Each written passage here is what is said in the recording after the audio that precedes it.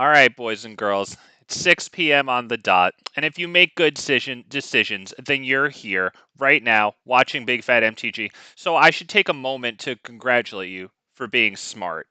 Thank you all for joining me. It's so nice to have you. As always, on your behalf, what a treat it is for you to have me, and what a treat it is for all of us to finally debut Tovolar, Dire Overlord, in a historic brawl for my little YouTube channel here.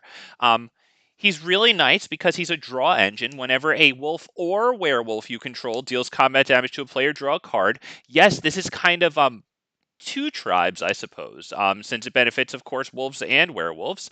I kind of have a few more werewolves than wolves in this initial, alpha, beta stage, whatever debut of this deck that I really don't know what I'm doing with. But nevertheless, I noticed that I had a whole bunch of the rares for it, and I got a few like individual daily card rewards, that were really nice werewolves, like Reckless Stormseeker. I got the rare like Avabruck Caretaker off of a like random daily card reward. Super happy with that. So when I saw that, I was like, I gotta make these freaking werewolves. So Tovolar is nice also because he at the beginning of your upkeep, it's the second paragraph. If you control 3 or more wolves and or werewolves, it becomes night. So it's really nice that you have some control over the day-night cycle. And we also have the Celestis to, help out with that as well. Now, I don't know. Basically, the deck has a lot of wolves, werewolves, and a bunch of mana dorks, and I don't know if I'm going to need that many mana dorks. So maybe those will come out. I'm not sure what to put in for them. I'm not sure if like more wolves are going to be good, or wolves slash werewolves or whatever, or I don't know, maybe more fight spells, maybe a lot of card drawing, but the commander is card drawing, so I'm not sure, to be honest. I just put it together. I haven't played it yet. You can see that I have cards like Nightpoke Ambusher here that I haven't even redeemed yet. So we're going to go ahead and click that button after I scroll through all the guys here. And the top level we have here, there's also a Planeswalker up at the top level that costs 6. And like, it's not very good, but if I find myself with too many mana dorks, maybe I'll take like one out and put in that 6 coster. Anywho, let me just take a look at the lands. I did put in enough lands, right? Because earlier I noticed that this had like 34 lands for some reason. Okay, yeah, 37. I think the curve is pretty low though. We've got average cost 3.2 there. And we are running a bunch of dorks. So let's see. 2 uncommon, 4 rare, 1 mythic. Hang on.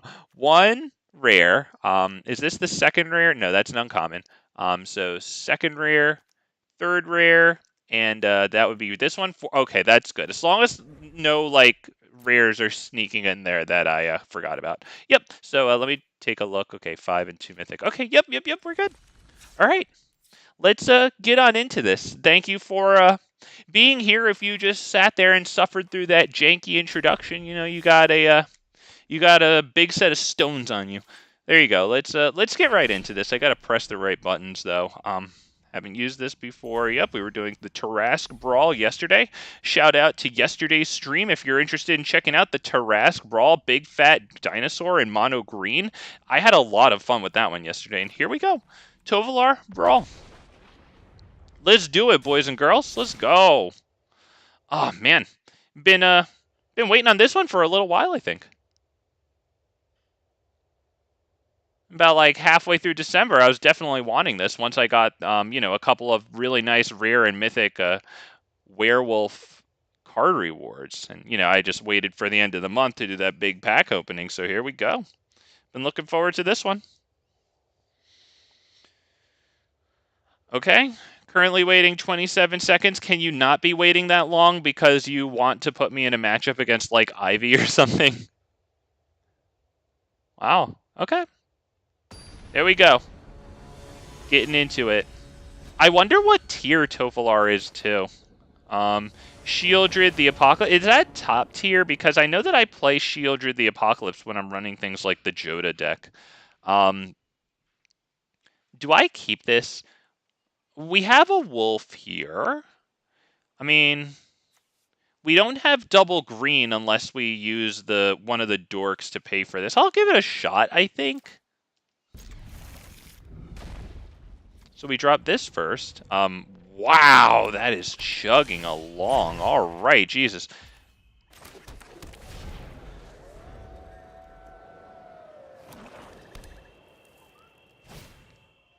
Tenacious Underdog. Very nice. Yep. We drop that and Loam Speaker past turn.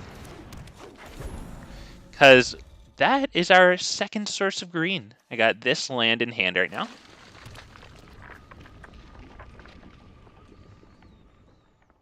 Now, the only debate is if I play Augur of Autumn versus the Llanowar Visionary. I'm kind of feeling the Llanowar Visionary.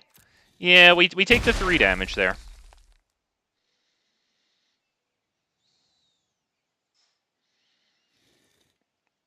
Wow, okay. What do we got, man?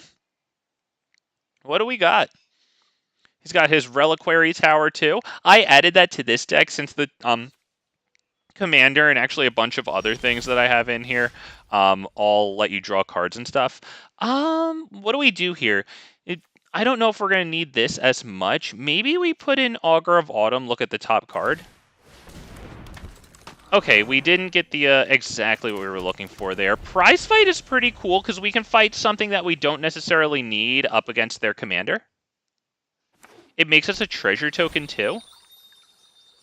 Okay, that land is going to come into play untapped. That's good for them. Let's see. What am I going to play? What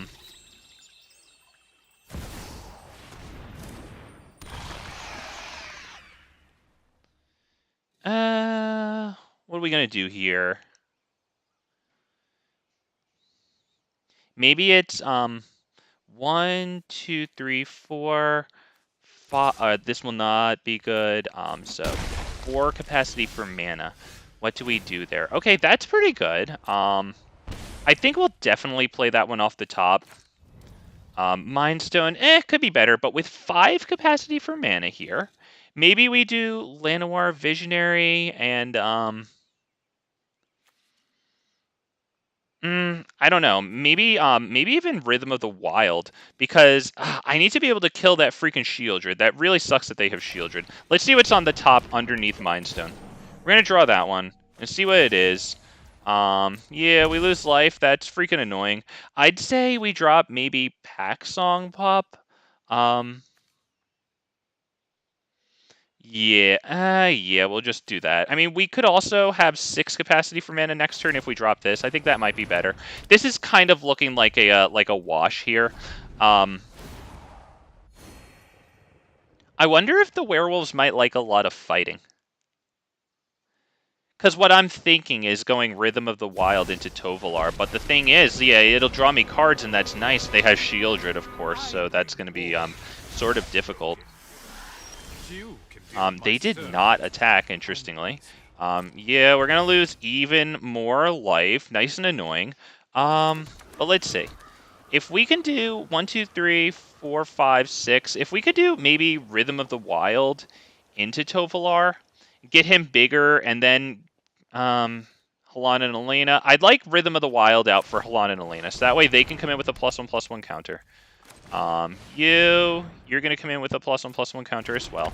And now that should activate the Coven ability on Augur of Autumn, which doesn't really matter right now. But I'm hoping to next turn, once again, do Halan and Elena partners. We'll put the counters on what? 1, 2, 3, 4, 6. Okay, so we have enough mana. We'll put the counters on probably this guy, because after he dies, we'll still have Coven between our creatures for Augur of Autumn.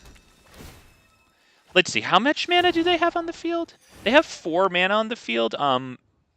Maybe they missed a land drop there? That's pretty good, because if they don't drop a land this turn and we can kill their commander, that's going to make it difficult for them to recast it, right? That's pretty good. Okay, we got Boseiju too. That's pretty good. We can take that off the top. Very nice, very nice. Gets us closer to another real draw there. Okay, so we start with Halan and Elena. +1/+1 counter.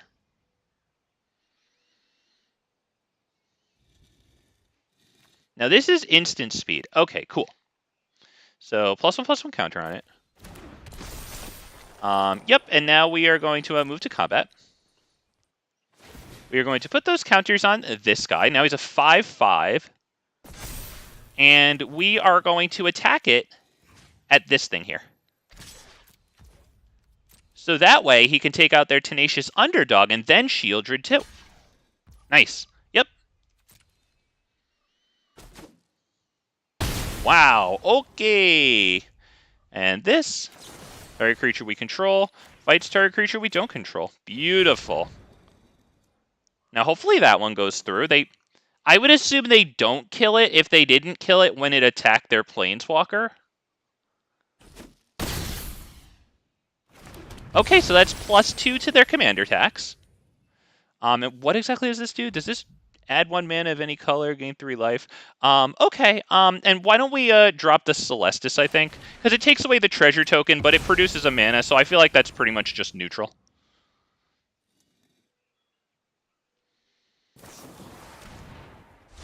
Okay, they exiled target card from a graveyard. That's fine. I don't think I'm going to be doing a lot of recurring there. They really didn't like that, though, if they did that. Maybe they did that just for... What did it do? Did it give them a card or something?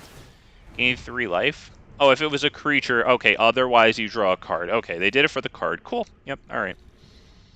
So they got a land onto the field. Nerd! Yeah, that's right. Thank you, Sean. How you doing, man?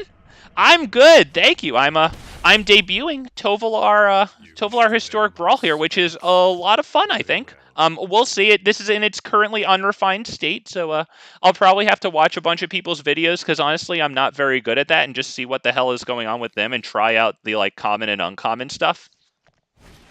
Yeah, I'm doing good, man. I'm happy to bring some more variety up here on Big Fat MTG. Let's go. All right, dude's eating up my graveyard, but it doesn't really matter. Let's take a look. No death touch? Okay, great. No death touch. So yeah, that sucks for him. Why don't we start with the Great Henge? Okay. Now we do we play this one? Yeah, I think we're gonna play that one too because it's another thing to attack with Halan and Elena. There you go. We get a nice card there. Put the counters on this. Had to make fun. Oh, hell yeah, man. We nerds up in here, of course. We're going to attack that. Now, this can attack you, so why not just that too? There you go. We do that. That's good. Yes, no death touch or anything. Yeah, I think that's good.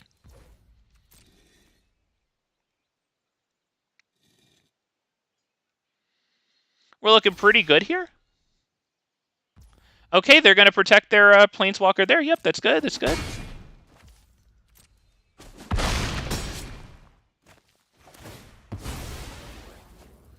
Okay, we draw a card there. Not bad. Let's not play that in case of a board wipe. We are very heavily extended onto this board at the moment. Let's pass the turn. We can also use the Celestis before our turn to filter a card. We have the Forest here that we can throw away with almost no penalty. We've got plenty of mana at this point. I don't think I have anything in the deck above 6 cost. I mean, excluding the Great Henge because it gets discounted, you know. Yeah, destroy all creatures. Yeah, so... Honestly, I should have done this there. Yeah, all my mana, or a lot of it was in Dorks. I should have done that. That was my bad. All right, so they do that. They create their token. That's cute. Okay. Let's see. Shelly deck. I don't know who Shelly is. I think we're gonna go Reckless Stormseeker and this, right? So this, that will get the +1/+1 counter. I want him to be a little bigger. Tovolar can get haste himself. Yep. There you go. You're gonna get haste so that we can swing in with you. This is pretty good. Do we do that as well? Yeah. That will be hasted too. And we are going to make sure to, now you haste yourself. And we are going to make sure to kill that planeswalker there, I think. So what do? We attack these two at or you know what? Sorry. These two at that. And you at the face. There you go. That way the Planeswalker dies. And we do maximum damage to them. There you go. So that's nice because we took away a draw engine from them. I'm kind of good here. Yeah, let's pass turn. How much does this cost to filter? It is... Okay, yeah. All right. I bring it up. While we wait, I assume he doesn't have a board wipe. He invoked Despairs. Okay, yep, we get rid of the Dork, which we don't really need, but it was nice that it got us a a mana, or a card out of the Great Henge, actually. We do lose Rhythm of the Wild, but we have a source of haste here, so that's honestly fine. This... She is going to create 2 wolf tokens, and one of them will get to swing in at their face. That's kind of fun. Yep, pass turn. Or, well, attack first, then pass turn. Yep, smash spacebar. Get a whole bunch of cards in hand, and we don't have to pay life because they don't have their commander out. Damn. Damn, they really struggled to get to the 6 lands there for their commander. So I will 100,000,000% play Domri here. Only Domri. We're going to just plus him really fast, just to get the extra counter on him. Yep, there you go. We're going to drop this, and pass turn. There you go, that's it. Damn, nice there. We turned things around against Sheoldred. They didn't get too much out of their Invoke Despair. Basically, they got 1 card to replace it, and everything they did to us didn't matter. He hates it. He resigns. Oh, good. Yes. Yes. I feel like he was doing pretty well in that game until we managed to get the fight off against his commander. Damn, good stuff. Good stuff. We did it. We did it. Let's go. How you doing, Andrew Z? Nice to have you too, man. Man, we got a bunch of smart people in here because they know Big Fat MTG is streaming at 6 p.m. Hey, maybe they even got their notifications turned on. Damn, they don't want to miss a second of the riveting. Always interesting. Everything Big Fat MTG says, it's always interesting, it's always entertaining, it's always freaking spot on. You don't want to miss a second of the action. If you don't have your notifications turned on, then you better have Big Fat MTG penciled into your little agenda there so you know exactly where to be and when. 6 p.m. most days except Tuesdays. Screw days. I don't like it. I feel like this is kind of weak. Do I try this? I don't even know what that says. I can't read. Why don't we just try it? I don't really care. We're going to do, yeah, all the lands are going to enter untapped, so that's pretty good. A new year of MTG. Hell yeah, man. Hopefully I get a whole bunch of Historic Brawl decks across this next year. Since Historic Brawl, of course, only uses 1 copy of each card, it's going to be a whole lot easier to, you know, expand the what's it called, the variety of cards I have access to. Okay, so we eat a removal spell. Fine, whatever. Hopefully we can get Domri onto the field next turn, and it isn't in too much danger. Believe whatever Sean Rover say, because he has big brain. Oh wow, beautiful. Yeah. Hey, if Sun Tzu said it, I'm not gonna argue with Sun Tzu. Okay, I feel like the dude has probably earned our respect.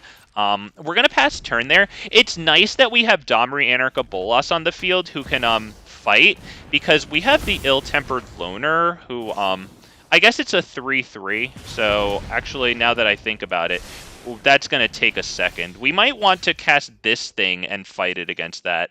Right? We thinking that's better?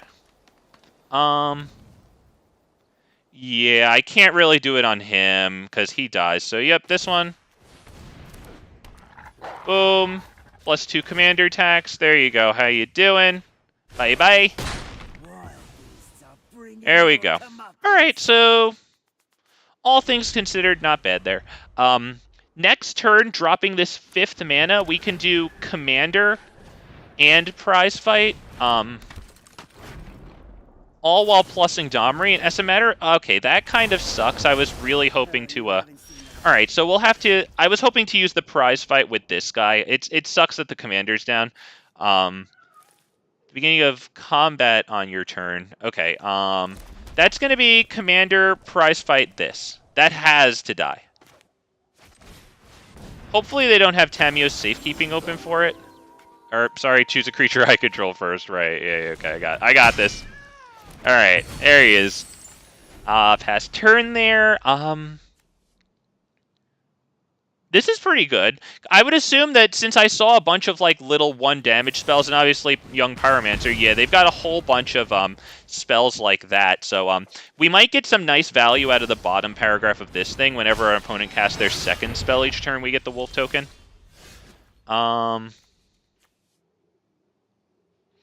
Do we play that? Do we maybe go Ill-Tempered Loner? I kind of want to wait till it's night for that, but I don't know if I have a choice here. 1, 2, 3, 4, 5. We might want to go maybe this. I don't know. Maybe this is going to be good. Because I would imagine that that's a pretty tempting target for their removal. And we know that they're running plenty of small red spells. I didn't want to put Tovolar down in case they kill him and increase his cost up to 7. Yeah, and obviously that would have happened. What exactly does that do? 3 damage to any target and a Power Stone token. That's cool. Yeah, that's good. Okay. Is that 1, 2, 3, 4, 5, 6? Is that Rhythm of the Wild and this? Is that just Ill-Tempered Loner? I'd honestly like to get Rhythm of the Wild down before this so that I can eat more damage. So maybe we do... It kind of hurts me to get rid of the treasure token now for this, which isn't even a creature. But I think it might be better to get Ill-Tempered Loner down with a +1/+1 counter. I'm not sure. Maybe I'm wrong.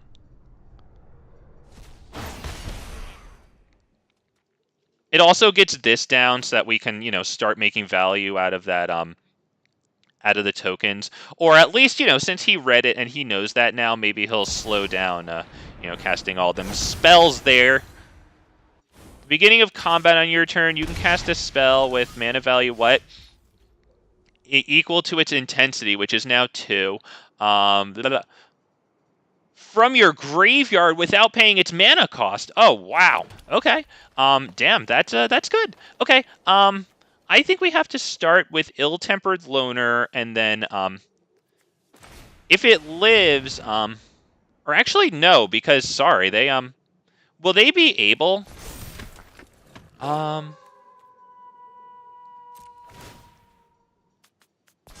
yeah, that's not going to do anything, though, but do they have something that costs 2 right now? Oh, they have this. Draw 2 cards. That's good. Or is the intensity 2 right now? When does intensity change? Hang on. Perpetual. What the hell is intensity even free? How does intensity change?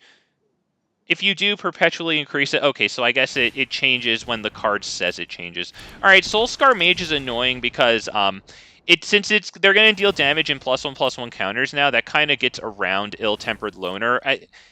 At least outside of combat damage, it gets around Ill-Tempered Loner. Okay, so, yep, my turn. Is that Mind Stone into Tovolar and then maybe swing? Or do we let Ill-Tempered Loner flip over? They might do a lot on their turn. I think we might want to go Tovolar and attack. So, maybe Mind Stone first. Yep, Mind Stone. Does Tovolar get a +1/+1 counter? I think I have to give him a +1/+1. Nah, I can give him I can give him the +2/+2 from this. I think. Target a werewolf or wolf you control, this guy. And we'll attack. The card would be nice.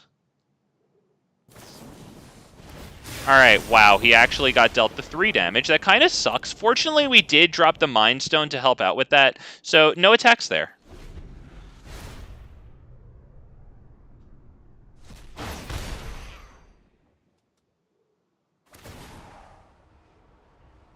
I think he has a damage spell here. Oh, wow. Okay, so he just did that. So now the intensity is 3. So the next time he does that, he can play Wizard's Lightning, which is really good. So we're gonna have to give this the +1/+1 counter. A fight spell would be really nice. Oh, that deals 4 damage. Oh, no, because they deal non-damage counters in, in -1/-1 counters, so we're not even going to get the Ill-Tempered Loner's effect there. Yeah, that's it. Good game. There's really nothing to do here. Yeah, okay, yeah. Good game. Yes? Holy crap, this is chugging along. All right. Wow. Yeah, I mean, he just did his player removal. Holy crap, dude. Freaking burn spell tribal. I mean, cool stuff, but yeah. Ah, man, he had a lot of damage to deal our creatures there. God, I hope he plays freaking control decks all day. His matchup against like blue and white must be horrific. Right? He must jump out of his seat when he gets to kill a creature against them. Really? Go-Shintai? That interesting, because this is like, you know, like the top tier commanders that's putting me against, and then also that guy who definitely wasn't a top tier commander. Yeah, I guess we can take this because this enters untapped. We can use it for colorless for Signet. So that's pretty good. We'll drop that one first. The top deck land there is pretty good.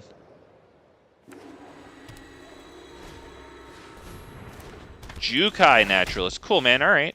That we're gonna go. I guess we'll do into Loam Speaker since this taps immediately next turn, whereas this guy's Summoning Sickness. Okay. So next turn, what is it? Is it Guardian Project? Oh Jesus, man. Oh yeah, he's a 5-color commander. Oh yeah, and they got this out, which is extremely good. That is, yeah, that's extremely good. Okay, so I think it's probably just straight Guardian Project here, so that we can start drawing a lot of cards too. I don't know what else to do here.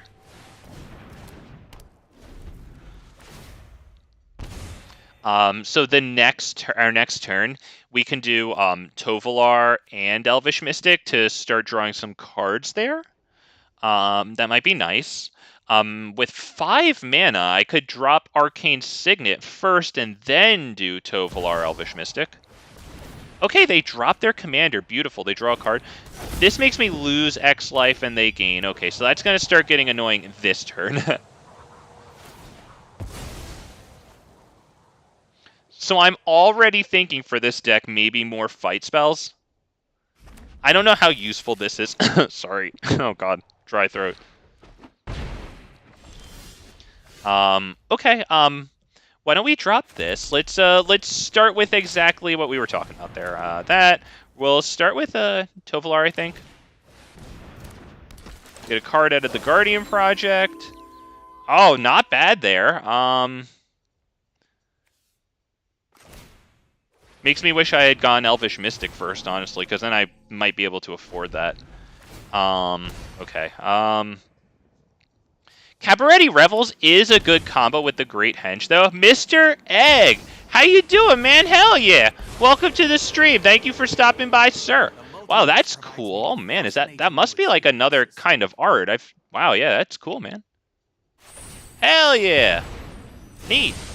Yeah, move him to the command zone, unfortunately. Very annoying. But, do we have enough? No, we don't have the 8 to go Cabaret Revels into him. We have 1, 2, 3, 4, 5, 6, 7. Actually, we will have that, honestly. That's not bad. We're losing a lot of life, which definitely sucks. Not gonna lie. But, at least we get to do this. Into this. We'll get a bunch of creatures. Like 2 cards, I think.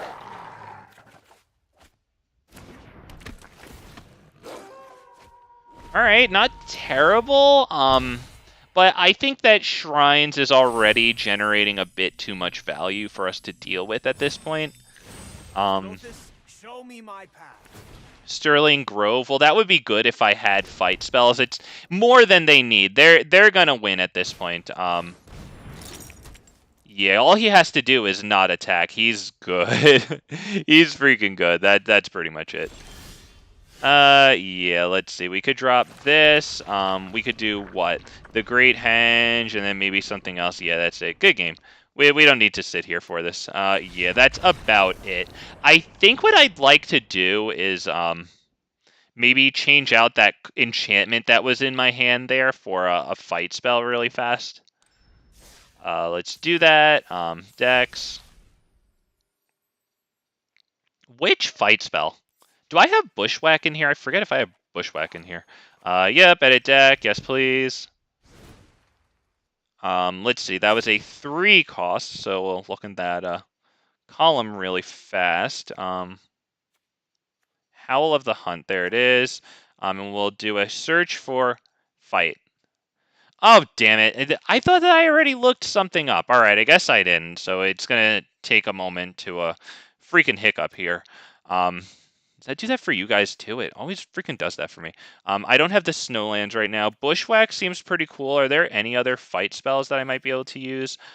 Prey Upon? Can I take out something else for like Prey Upon here? I don't want to take too long looking around this stuff because I know that you guys are here. I do respect your time. I just want to say, you know what? Screw it. We'll look at it at a later time. I wonder if something like Gilded Lotus might go. Because honestly, it might only be good for like commander attacks, and we do have some ways to draw cards in this deck. Yeah, maybe Gilded Lotus goes for a fight spell. Huh. Okay. Let's get right back into this. Thank you all for joining me here. Happy to be bringing you Werewolves in Historic Brawl. Hopefully we get some cool plays out of it. I have Ill-Tempered Loner in here and red damaged-based board wipes. So if we could get it to nighttime where Ill-Tempered Loner has that effect that whenever a wolf or werewolf we control is dealt damage, it deals that much damage to any target, right? And then we just do like a damage-based board wipe on all of our stuff and deal like ungodly damage to the opponent. Do I keep this? Why am I up against Go-Shintai? I thought Tovolar wasn't a top tier. That's why it's putting me against lower tiers too, right? Are people just like not playing as much? We'll just take it, whatever. I figure instead of thinking too hard, why don't we just get through to the freaking next game? This guy's cool. Dumb vampires are awesome. Exactly, yeah, man. It's basically that simple when you really start boiling this stuff down. You know what? Maybe he is going to be good because he could get us into this thing. So why don't we go ahead, drop red, do that, pass turn. I like this card. This is a really value uncommon. And like on the nighttime side, the +1/+1 Lord effect. That's good stuff, right? Good stuff.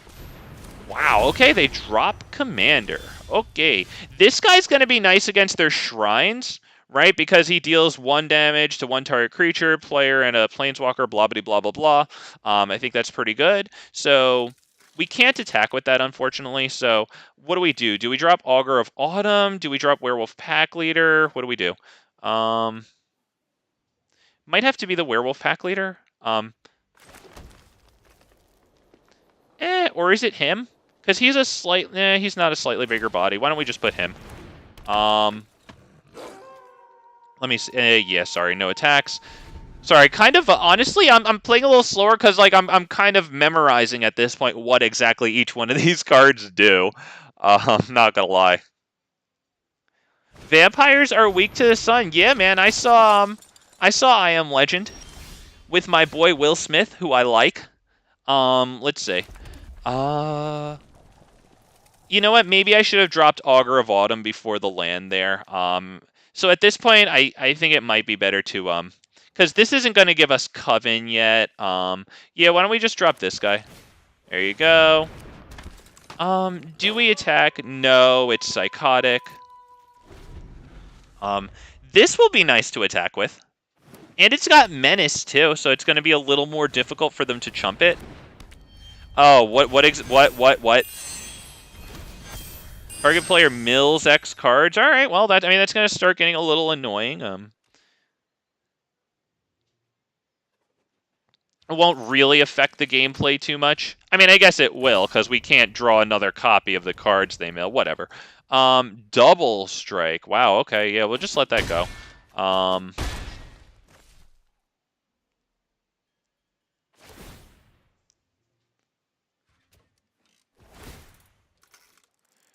Okay, and they mill themselves, interestingly. I wonder if they recur from graveyard or something.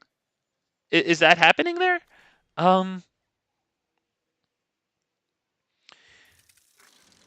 We could attack with this and hold open this ability. I don't really like it, though. I think the better play is to bring this down. Attack, right? Yeah, I think we can attack with that straight up.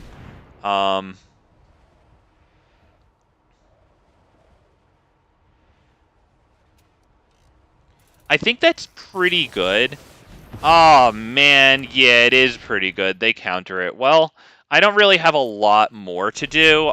They kind of have a little too much on the field for me to handle.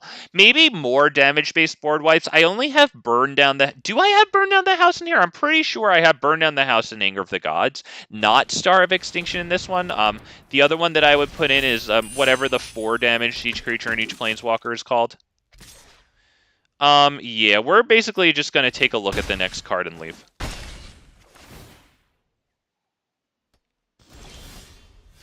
Ranger class, that might be interesting because, we can dump a lot of mana into it.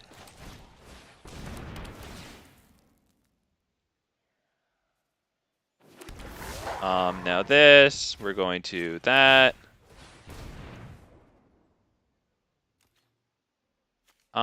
Choose attacks. Do I attack with anyone? Maybe the Werewolf Pack Leader just so he can get a card, or do I do that? You know what? Yeah, I think so. Or not so he can get a card, I'm sorry, just so he can get the counter. Yeah, okay, so he gets chumped. Fine.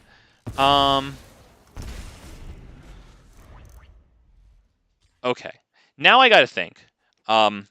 Because I could play Tovolar, right? But then I can't afford his activated ability to give him trample and +2/+0. The significance of that is he would become a 6/4, and he would trigger his own pack tactics. So not only would he have trample, probably get through and get the card from Tovolar, but of course his own ability. They attack with 2 more. Once again, annoying. I'm surprised they're attacking. Yeah, they actually thought about that because that would be a nice block with that and 1 Shrine up against the Werewolf Pack Leader. Okay, he chose to mill me now. I'm not entirely sure why. So I think we'll play Tovolar, right? Play Tovolar, attack. Is that another counter? Yeah, good game. Missed it. Yep, we're done there. Can you stop putting me up against shrines? Is that cool? Like, is Tovolar top tier like that? Because, I mean, I've seen Tovolar sometimes when I play, you know, I think we have Jishath and, like, Joda that are top tier. I'll have to take a look. Maybe I should run this more aggro and just put in, like, all of the wolves? I'm not sure. I'll have to check people's videos. I didn't really check their videos. And I mean, I'm not the best or even a good deck builder at all. I like putting together the cards sometimes when I feel like it. Maria, Scholar of Antiquity. Okay, let's see. Oh, I think that's a little top heavy there. We're gonna go ahead and... Wow, that's not good either. Okay, yeah, that's not good. Fine. Fine. We'll get rid of who? We might get rid of the Runebound Wolf. Oh, nope, sorry. You. Bye-bye. We'll see if that was a good decision. It was either that or Cold Steel Heart, because I do have a path to Cultivate right now. So we drop that one. Or Cultivate, sorry, into Tovolar Master. That's who I'm focused on there. This is the Artifact one, right? Yeah. Alright, so that. And we'll also set this one to green since we have so much red in hand.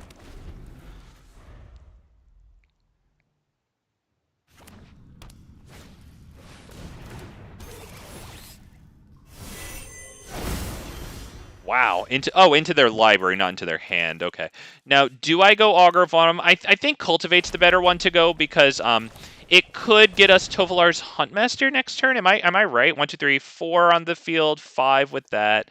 Yeah. So we're kind of looking pretty good there. All right. It doesn't really matter, I don't think.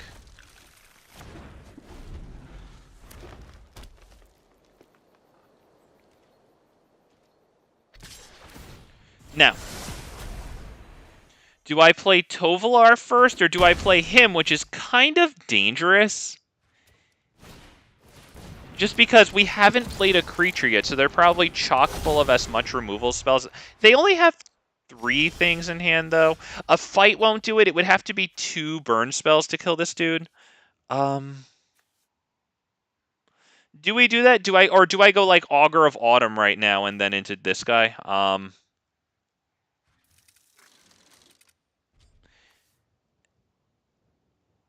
Yeah, it might be Augur of Autumn into that guy. Alright, I just wanted the thing off the top. We didn't get it. Alright, now Tovolar.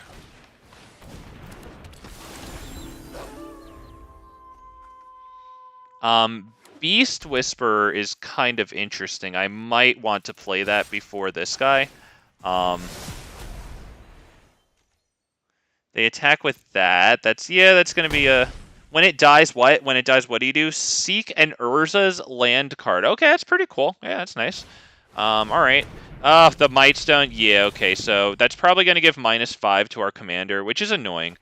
Alright, they draw 2 cards. Yeah, he's a cheap commander, so I guess we have the 5 mana to just quickly recast him. I think we're going to go Tovolar Huntmaster here. We get a land off the top. Super nice, because now we get closer to Ill-Tempered Loner. Cool.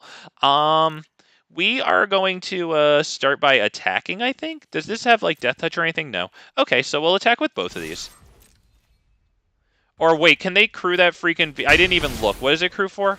3. Okay. Or you can remove a loyalty counter from a planeswalker you control. That's interesting, too. We're going to drop this guy, I think, right? Not the Ill-Tempered Loner? Yeah.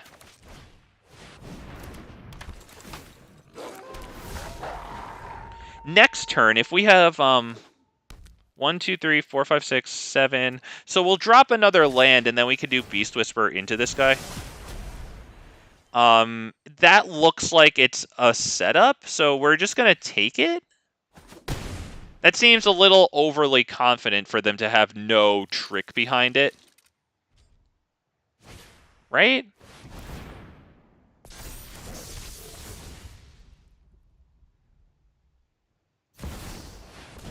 Elder freaking Gargaroth. You know what? At least we have the Ill-Tempered Loner coming up here. So it's nighttime right now. That is extremely good for the Ill-Tempered Loner because now it's the Howlpack Avenger side. That's good. Like mucho good. And I think... can I get that card into my freaking hand? I can't get that card into my freaking hand. We can fight their Elder Gargaroth while Ill-Tempered Loner's on the field. That's going to be miserable for them. They might concede to this. Can we do that? Yeah. Why don't we just fight this against this, I think? And then it'll take 3 damage, and then we'll kill this. That. Just to start clearing off their field.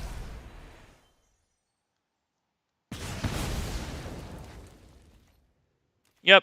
And we will attack with, let's see.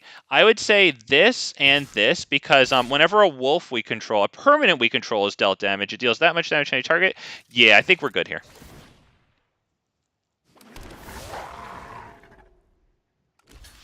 Alright, so Tovolar is going to get dealt the 6 damage, and then we'll kill the Elder Gargaroth. And that's fine, because we've only casted him once, so he's just going to cost 5. And he's going to trade for Elder Gargaroth here, so, like, that's good.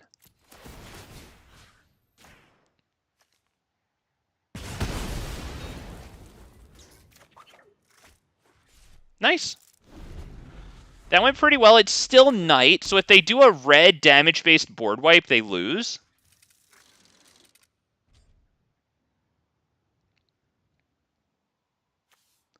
Whenever you cast a non-creature spell, put a +1/+1 counter on it. Voracious Hydra is going to fight something, and they're going to get dealt a load of damage. 10 damage. Do we just do that to them and then swing in for the victory? I think so. Right? I think I did not screw up by dealing it to the Hydra itself to get it out of here. Right? Because we have 6 things on the board, and dude's, like, tapped out. I mean, I guess he has the Fire Mine Vessel, actually. Now that I'm thinking about it, maybe I didn't do the right thing there. That might have been a screw-up.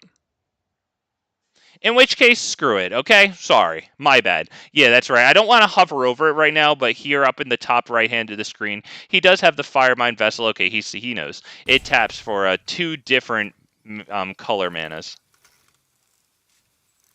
This dude isn't playing like he's very confident. Like, I don't know what the hell is going on that side. What's he got in hand there? Just a forest? Okay. He says good game. All right. All right. Not bad. I guess that was the right decision. Okay, not bad. Honestly, I feel like still maybe I shouldn't have made it, but nice to see the Ill-Tempered Loner out. Damn, that thing is a problem, huh? Damn. Not bad, I like it. I want to make him the commander. Damn, make him legendary. I want him. Holy crap. Really nice there. Oh, happy to get, like, a W. Let's go, baby. Alright, make it shrines again. Freaking asshole matchmaking. Oh, Tiamat. Okay. Alright. Alright. Cool. Cool.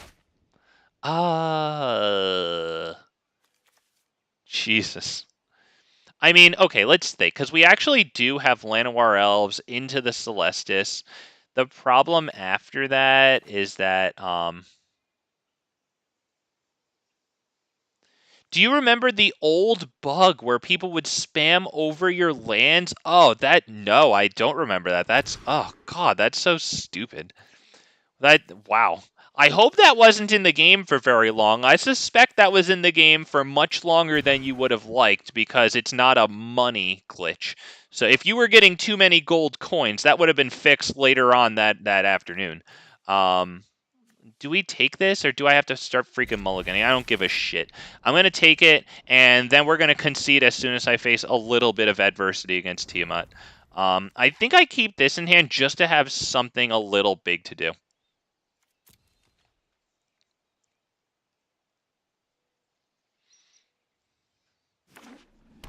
No, I don't remember that, though, Sean. That sounds terrible. Oh, man, that sounds terrible. Damn, dude, that's stupid. All right. Oh, well, that's a phenomenal top deck. Gives us something a little better than this guy to do. It's a mana dork. That's about as good as we could have hoped for. Shit. Speeds us into Guardian Project, which it looks like we're going to resolve unless they hit us with the Spell Pierce, which, you know, it is a possibility. Okay, we land Guardian Project. Now, they do have 4, probably 5 capacity for mana once they drop a land there. It was in, of course it was in for a long, long time. People used the software, and it would go back and forth over your land, so it'd be too much for the game to... It's wild how inefficient this game is with, like, processing. It's wild. Like, my computer turns into, like, an oven when there's more than, like, I don't know, maybe 10 things on on our sides of the field, like, so a combined 20. Yeah, it gets really ugly. I think we have to do this guy because he does dork for mana. Yeah, we're going to do that, and we really hope to draw a land here. Wow, we actually got it. That's beautiful. Yeah, we are going to attack with that because we can get in our one whole entire point of damage. So, boom! There you go. That's Fearsome Whelp. Great, great card. It doesn't reduce the cost of their commander, though, but once their commander brings a whole lot of ugly, scary dragons into their hand, that'll be great. Smothering Tithe. Whenever I draw a card, I can pay 2, and if I don't, they create a treasure token. That's annoying. Do we... yeah, And I would say that we resolve that. We 1, 2, 3, 4, 5, 6. Oh yeah, no, we will not pay because they're gonna get freaking Tiamat. This does suck. I say we You know what? Maybe I should have not done that and then fought Paradise Druid, but then I would have really nothing to do because I would be down like that'd be all of my. I couldn't play Tovolar, which would kind of suck. So why don't we do this? We'll attack with this thing.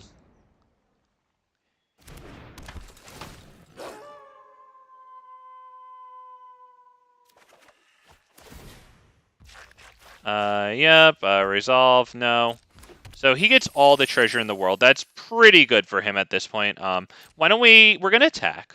With this only. We're hoping to draw into something like an ill-tempered loner, something that we could like fight against their big guy and get it out of here. I don't know if that's it. Yep, decline. Do I like play this? Do I play this? I think we have to play this and maybe try to get rid of their. It's a little too late. To get rid of the Smothering Tithe. Yeah. Fun fact, drawing isn't an input. Yeah, that's why it still ropes people who are doing that, like, draw your whole deck thing, like, with the Lich's Mastery or something with Sheoldred. Yeah, it's wild that it times you out while you're doing exactly what you're supposed to with that card. So, it is an input. So, if you play Shield... Oh, yep. And you cast Lich's... That's funny, I stopped reading what you were going to say, and you said the exact thing. Yep. And you cast Lich's Mastery, you will time out. Just to let you know, Sean, what you can do in that specific scenario is you can hold up a card like this, like select the card and then hold it up like over the screen, right? Because that'll speed up your animations. Like when I draw my card here, watch how much faster it is. Right? So that's basically what it does. But yeah, we don't need to do we need to sit here and deal with Tiamat here?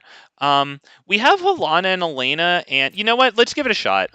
Because we do have Halana and Elena and Domri. So why don't we get this down? Do we have them both, though? We have to start with Halana and Elena, and we have to hope to draw a land here. Although, does this dork for mana? Okay, that dork's for mana, so that's pretty good. Yeah, no. So we can drop this. Because now something's going to get an extra +1/+1. So now we move to combat. We are going to put that on who? Tovolar? Or maybe this boy? Whenever it attacks, destroy target artifact or enchantment defending player controls. Yeah, definitely that. Okay, yep. And now we will attack. With that, yep. Destroy an artifact or enchantment they control. That has to be Smothering Tithe. We're about to get freaking destroyed. Yeah, at this point, they have so many dragons in hand. What can we do with this? Oh, it can just... Yeah, we will kill Tiamat. Yep, that's good, that's good. I guess we can probably fight the Fearsome Whelp because it gives them so much value by reducing the cost of so many things in their hand.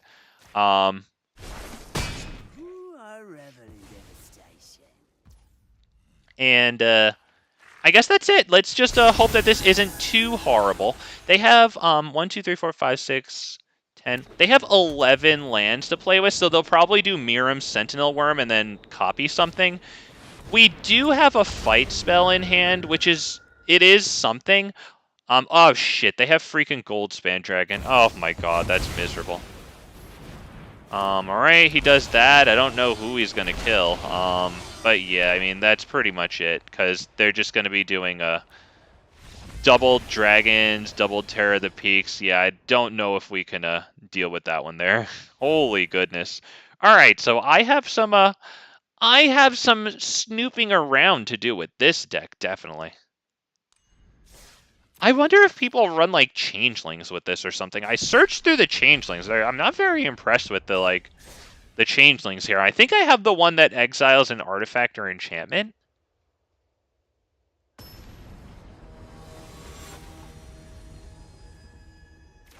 Tezzeret. Okay, cool. Yep. This is the guy with the gives affinity for artifacts or something like that. Maybe he has it too. I don't know. Eh. I don't think this is too good. I think we could probably mulligan that, hope for something a little better. I think this is a little better. Yeah, so fine. We'll go first. Yes, please. I guess our friend here is taking a moment. Yep, keep 7. Elvish Mystic, not a terrible start. We'll probably cast, do we cast Commander? Because then it just dies. But something has to freaking die. I wouldn't even mind this one, to be honest. It's got a nice body on it.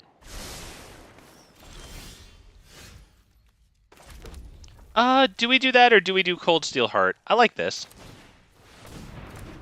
Because next turn, after they kill this guy, we'll have 4 mana, so we can do Cold Steel Heart and this guy. Plus, if it's probably better to not play Tovolar there because we don't get a payoff out of him in terms of drawing a card there. Whereas if we wait till next turn and this guy can attack, you know, and then we drop Tovolar, get a card before he dies. There's a red one. Okay, great. Whenever you it gets +1, or is it a +1/+1 counter? Okay, for each creature that shares. Great. Thank you for letting. Great stuff. I love it. That sounds really good. I like it. We're gonna set this one on it. It doesn't really matter. I'll just set it on green. Do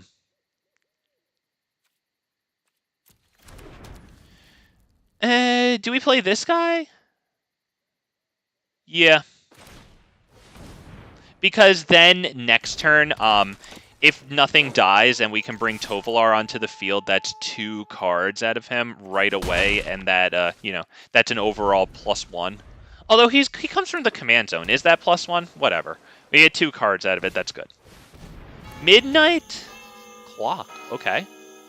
And a foretold card. All right. Well, we are gonna start by dropping Tovolar. It looks like. And getting some cards out of him. That's good. Let's do it. We will not attack with the Elvish Mystic, just in case we happen to draw into some type of like support spell.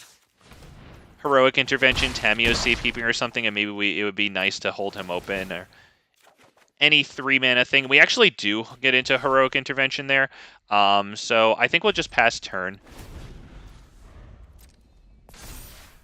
All right, so if they drop a mana, they could afford Tezzeret. I wonder if they play him, or if they maybe do something with that Foretold card.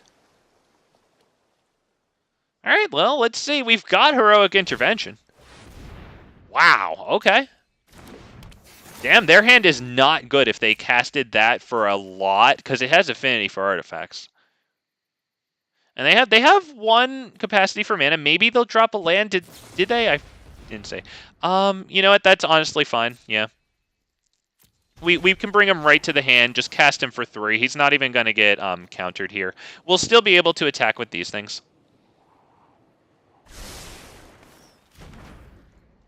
Although I guess they could block this guy, but we could still attack with this. We can actually even use it to put a +1/+1 counter on this, honestly. Although that is a little expensive. Let's see, because we have 1, 2, 3, 4, and then 1, 2, 3. So we can actually do that, put the +1/+1 counter on him, and then still hold open Heroic Intervention. So I kind of like that. Put a +1/+1 counter on him. And we'll attack. You know what? I should have waited to do that, but like this creature is basically vanilla at this point. So we'll just do that really fast. Yes, please.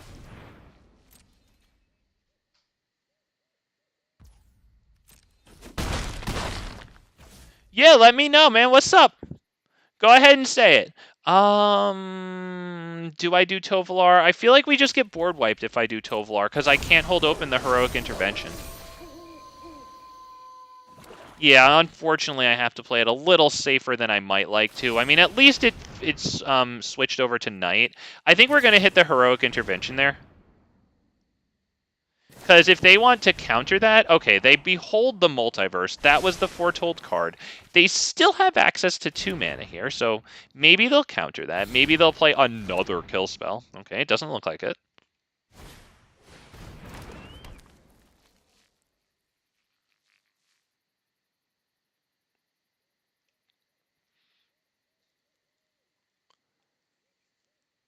All right.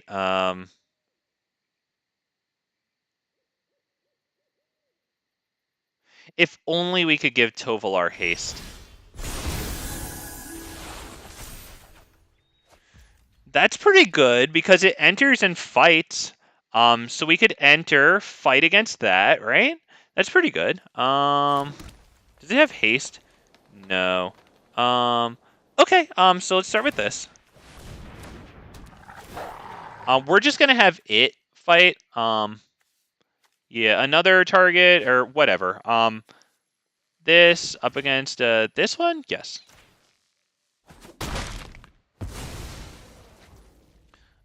Looks good.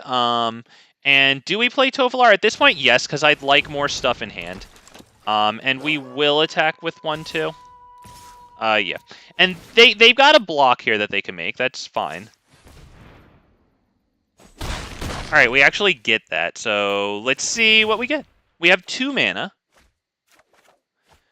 I don't think I play the Loam Speaker because since they're so low on life, if they do wipe the board, we can play it, and then maybe that 3/3 land can actually make some sort of an impact there.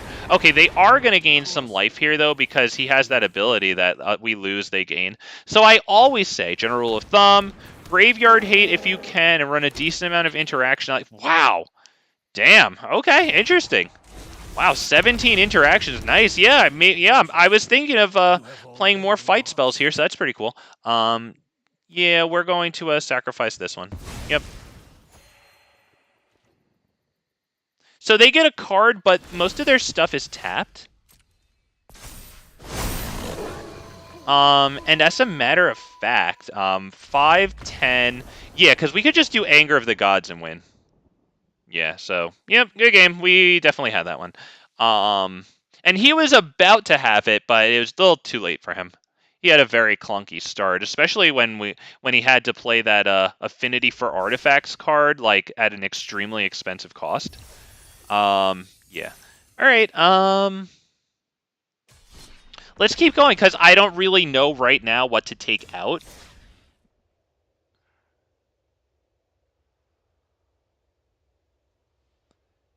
And I wonder which wolves to put in. I don't really know. I wonder if anything's like decent, or maybe not even wolves. I wonder if there's just like creatures that are not even wolves that would be nice in here. I mean, obviously, besides like mana dorks and stuff, I have Silverback Elder in here too. Like, I wonder if Defiler of Vigor is good, you know, because it's Defiler of Vigor. We have Maskwood Nexus in here too. Maskwood Nexus is that 4-costing artifact that it makes it so that all the creature cards you have, like in play and not in play, be it like in your hand, graveyard, you know, whatever. They're I think they're all creature types. I think that's how that works. Huh. I don't think we can keep this one. We're up against Miram Sentinel Worm. Okay, well, at this point, the statistics are pointing towards Tovolar being a top-tier commander. I don't think I'm playing him at his potential, so I think I'm getting stomped a lot. But nevertheless, judging by who we're up against. Wow. Jesus.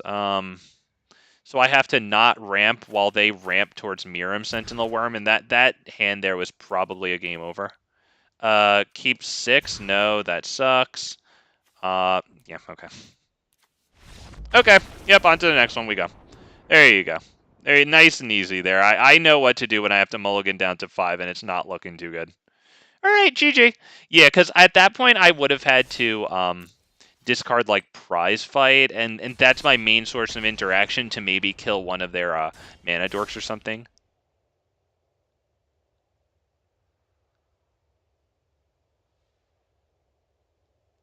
Okay, hang on. I have to go up a little bit. I was asking, shoot, wait. I was asking help with a Boros, and somebody says degenerate scumbags like you are the reason women can't play MTG. What? This deck is toxic, and it has too much CEDH cards. Stop playing. Oh, God, wow. It sounds like that person was having a bad day. Jeez, wow. Jeez. Damn. We'll keep this. Give it a shot.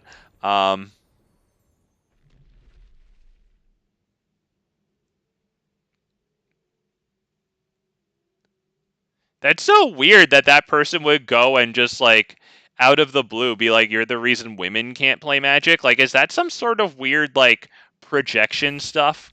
Like, that's just so weird. Usually when stuff like that comes out of, like, the blue, it's more because, you know, like, it's some sort of confession from them. Like, that's so weird. I think we are going to hit the commander here, which might eat a removal spell, but, like, I don't really have much better to do. And honestly, if it does... okay, so, like, we actually have the Halan and Elena. Yeah, okay, so we did pretty... Did I have fun in that match? Skip? Skip, there is no way I'm going to tell Wizards of the Coast what I'm having fun. You know what they're going to do if you admit to having fun, right? Your best bet is if you do have fun to either never give them the data anyway or just tell them that you didn't have fun because they don't want you to have fun.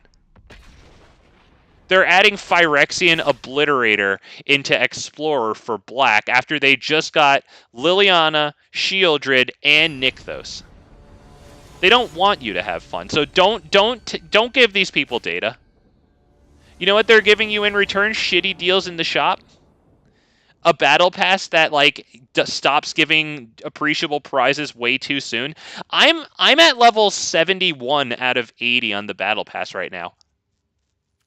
I'm not the only person who's there.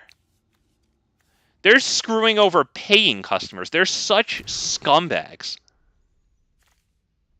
There's no way I'm going to give them anything helpful. Like, how does a deck have anything? Yeah, yeah, that's wild. That person obviously had that on their mind. I don't know what to say because I wasn't there. I don't know what they were talking about before. But that is that really smells to me an outside and removed observer. Like somebody had a bad day or something like that, or just that was on their mind. Maybe because they might be sexist. Who knows? I don't know how projection like that works. Well, fine. We'll freaking give it a shot. This kind of sucks, to be honest. What do I get rid of? Probably Arlinn.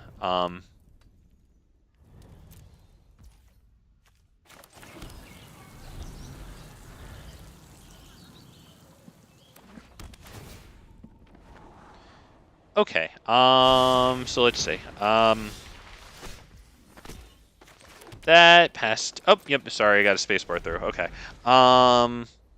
So this taps for any mana when it comes to casting legendary permanents, or once we have a legendary permanent on the field, then it will tap for 1 mana of any of that permanent's colors. Well, I mean, Sean, just remember, you might think that you're a magnet to crazy people, but just like you're playing Magic the Gathering, and Magic the Gathering definitely attracts how should we say an interesting clientele. And honestly, like Magic also got a bad rap. I think that like all time like favorite Reddit post of that guy, you know, going to the tournament and taking pictures of people's like exposed booties. Like I think that didn't help, but we've gotten better over the years. I think like when I go play at the pre-release, that's pretty much the only time I play in person, and like I usually face good people, but like there's almost never like not someone there who doesn't have like something weird that I can observe about them. So yeah, just remember, like, we are still playing Magic, and there's some freaking like weird goofies out here. Okay, I guess we'll do Detection Tower and this, because that way, after he's on the field, now this thing can tap for more than just colorless. I really hope he lives, because I didn't want to wait to be able to afford Heroic Intervention after Tovolar. Whenever a creature you control attacks, it deals 1 damage to the player or planeswalker, which gets doubled because of their thing there. Yeah, nice. Good stuff. Good stuff. We will catch that out of place next turn with the Nightpack Ambusher. So why don't we drop the... yes, drop that. Pass turn. So it's nighttime, which doesn't matter. I guess it makes Tovolar a little bigger. But yeah, we've got Nightpack Ambusher that we're thinking of right now. And it would be really nice if they didn't use a kill spell on Tovolar. Please. Please, develop your board. Please, don't kill mine. Whenever a creature you control attacks alone, it gets plus... Oh my god. Alright, well, there goes the Nightpack Ambusher play. Although, no, we can't flash in Nightpack and do Heroic Intervention. That kind of sucks. Yeah, this actually kind of sucks.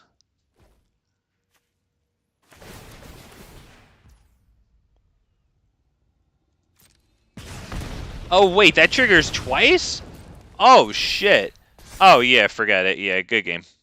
That's it. Yep, I don't think I said it. There you go.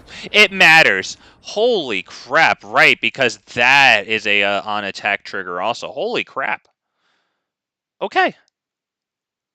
Wow. Damn. I wonder, is this supposed to be run more like aggro? And once again, I'm saying the exact same thing, which is I need to watch people's videos. But, yeah, wow, I wonder if this is supposed to be more aggro, because clearly I don't got it right now. Especially because, you know, it's pairing me up against top-tier commanders, so, like, you know, I should be having some, like, you know, roughly top-tier performance, you know. Damn. Okay, we got some homework to do. Let's go. But you know what? That's how you know it's authentic, okay? Big Fat MTG's trying his best out here, and his best sucks. It does, and he'll freely admit that. But you know what? We're trying, okay? We're giving it an authentic experience, and then we'll go and actually make it more of a compelling experience by, you know, putting in better cards. Well, this is a lot better than the last one. I think we can keep it. It kind of sucks that we're going second. Okay, yep. Oh, yeah, I know what that one is. Yeah, I think more interaction cards is probably going to be really nice for this one. Yes, please. Jesus, all right. Since we have the second source of red here for Ill-Tempered Loner, we can go ahead and put that on green. What do we do next turn? We'll have 4 mana, so... I don't know. Could be Domri into this, honestly. Because Domri would then trade with this, and they'd probably only attack Domri with this. Yeah, I kind of like that. Let's do Domri into that.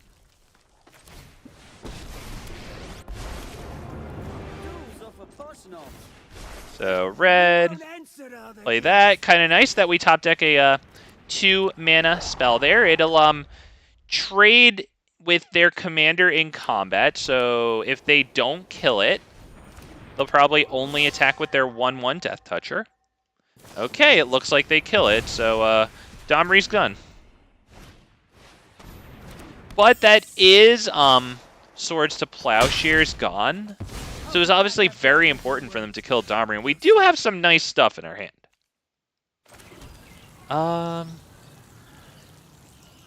I can't do Cultivate into this, which really sucks. So I'm thinking maybe we... do we do Cultivate or do we do this? Might have to be Cultivate, honestly, which really sucks. We'll just grab a green and a red really fast. Doesn't matter. Yep, we'll put either on the board. Once again, doesn't really matter. We already got our land play. All right, so as long as they don't fulfill their commander's thing, that's good. I would assume they pick our commander here, which is, you know, it's mildly annoying, but we have a lot of mana for it. Yeah, okay. So with 1, 2, 3, 4, 5, 6, 7 mana here, we can do okay, yeah, that's gonna be just about it. Because they're not gonna win this turn. They'll win next turn. So we'll spare them. You know, I actually want to put in some more fight spells and just see how that goes. Like, I think I'll take out maybe that Llanowar Visionary that was in my hand right there. Because I think I have enough card draw in here. I will just put in another fight spell there. And I think I'll probably take out Gilded Lotus 2 here. Right, so maybe 2 fight spells. Let's see, Gilded Lotus, and where's that guy? There he is. All right, now what's it called? Fight. There you go. And let's see. I like Prey Upon. I like. Is there another one that creates a treasure token, or will I just use Pounce? What's this? One less if it targets a creature you control with a +1/+1 counter. That I think. How many AFKers do you get? Oh wow. I mean, I feel like since those are frustrating experiences that stand out for that a little, I'm gonna try not to overestimate the numbers, but like maybe about like 10% of people will actually take like a long ass time to like start the game, you know what I mean? I assume you mean start the game, right? Not people who like rage slow play at the end of a game and just like, throw their mouse across the room and then they just don't respond until they rope out. So probably about 1 in 10. Sometimes it can feel like more than that though. But yeah, it's wild how many people like queue this up and then just find something better to do. We have we have a lot of colorless mana, but we do have Signet and the command tower. I think we can try this one.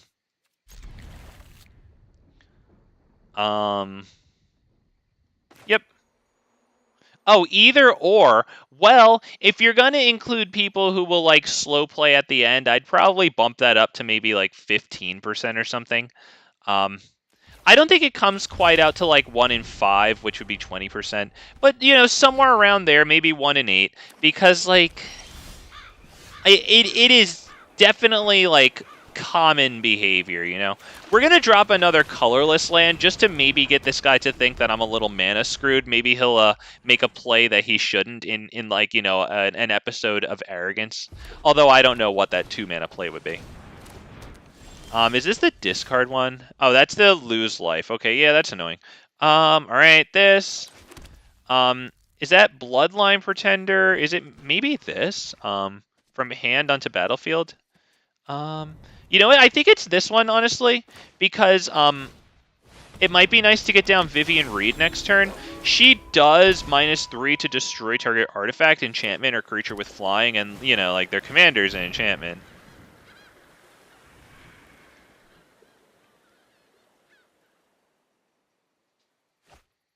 Okay, what was that? What did you do? To each non-giant creature and each planeswalker? All right, well, what do we do here? Because Halan and Elena straight dies. You know what? We might do Vivian Reed +1. Right? Is that it? Yeah, I kind of like that. That way she lives. Would you like to see what's left? The wilds are my And we do resolve her, so that's really nice. This guy's kind of good. He destroys target artifact or enchantment. Do we do that? Because the land might be a little better to get. Although, you know what? Now that I think about it, that guy, when it's nighttime, he attacks and destroys target artifact and enchantment. And now I put him onto the bottom of the library. So things that I'll remember. But yeah, maybe I should have kept that guy. Because if I can get it to nighttime, and Tovolar helps with that, which I also forgot. I mean, I've played against people with like 3 lands. And they will wait until the last rope to play. Oh, well, if that happens, then you know that you're playing against a... Jesus, that's so freaking... That's so annoying. Oh, my God. These people sometimes, my dude, I swear. We can get it tonight if we do a 3-cost into Tovolar. I think maybe this guy into Tovolar is good. Why don't we start by plussing Vivian? See what we get here. No one knows the wilds like I do. Okay, fine. Yeah, we'll get the Rootbound Crag. That's pretty cool. It's nice to have that. So this into Tovolar. Werewolf, right? It's either Wolf or Werewolf. I don't know which one it is. Yeah, that's mad annoying that those people do it. That happens. It's way more common than it should be. Way more common than it should be, my dude. I don't know. Oh, wait, it didn't become night? Is it 3 other werewolves? If you control 3 or more wolves and or werewolves? I do, though, right? Because this is all? Wolves and or were... Oh, it's the beginning of my upkeep. Okay, duh. Move to the command zone. Okay. Well, if we can prevent them from attacking Vivian, we... Oh, no, because they'll just play that freaking spell. That's mad annoying. And this destroys with... what was this? This one? Destroy target creature with toughness X. Yeah, that would have been really nice. I think we have to minus Vivian to kill that, unfortunately. Which really... Oh, wait, and then just Shrine brings it back. Yeah, never mind. Good game. Yeah, because they're just going to bring it back, and at that point, I can't exile it. So, and then your turn is like a minute. Yeah, dude, that's just how they are. Honestly, because some of these people just can't handle losing. It's pretty wild. Like, thing is, like, you'll meet some great people playing Magic, but, like, there's a lot of, like, freaking weird, like, scummy, bad, shitty people who play this game also. I don't understand why. I think it's because they're bullies and, like, they wish that they were, like, on the football team so they could bully nerds that way, but, like, since they can't, they're even, like, more angry about their, like, the fact that they're, like, a second-class bully citizen, and so I don't know. I mean, that's obviously stupid and probably not true, except for maybe a few cases, but, like, I don't know, dude. We just have this weird, like, underclass of, like, bullies who, like... they just they like nothing more than winning. They like trying to cheat you out of like your expensive cards and ripping you off. Like there's just loads of scumbags in this game, and there's also loads of great people. Definitely are. I think we're gonna keep this only because of the presence of Ranger class, maybe. And that's why I love IRL. Yes, because you can. Yeah, yeah, yep. Oh, wow, poor guy here. He took 2 mulligans. That's not bad. That's fine. Oh, it's that one. Okay, cool. Yeah, I like that one. Let's go. All right. Cool. That Ranger class, pass turn.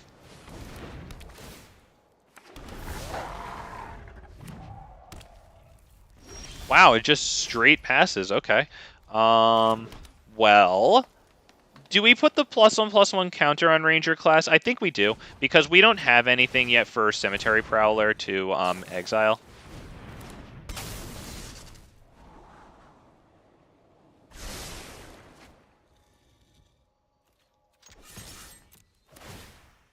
Okay, so we start powering this guy up. Next turn when it attacks, it'll be 4/4. That's pretty good.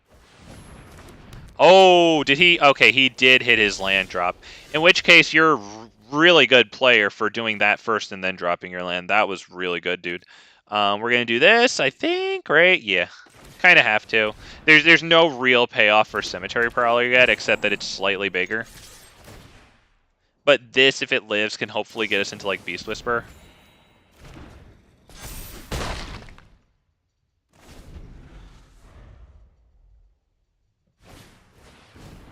Expressive Iteration. Okay. He still has 1 and a Plains at least, and well, he might draw land too. I mean, he went through 3 cards with Expressive Iteration, so yeah, that's a good card. Wasn't that banned in Explorer or something? It's very, very good. Alright, dude passes turn. I'm feeling Guardian Project here, not Beast Whisper, because, you know, at this amount of mana and the fact that they're refusing to put a creature on the field, maybe they wipe. So, yeah, definitely a Guardian Project there. We hope it doesn't get Mana Tithe. We're very fortunate that it doesn't there. We're going to swing for 5. So that Wolf token putting in a little bit of work there. I like it. Okay, now in their graveyard, is it only the source? Oh, okay, an instant sorcery. That's not really too good in terms of Cemetery Prowler. Ah, he got rid of Guardian Project. Yeah, yeah, good stuff. That's a good thing to do. Now, what do I do here? It might even be Augur of Autumn to look at the top card of the library, you know? Like, I'd really like a land. Hello? Freaking land? Jesus.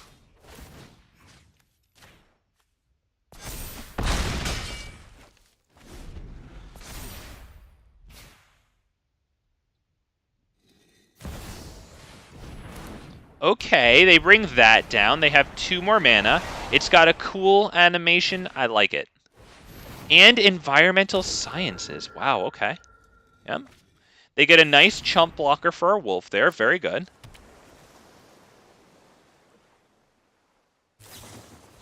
Wow, okay, and they kill the Augur of Autumn.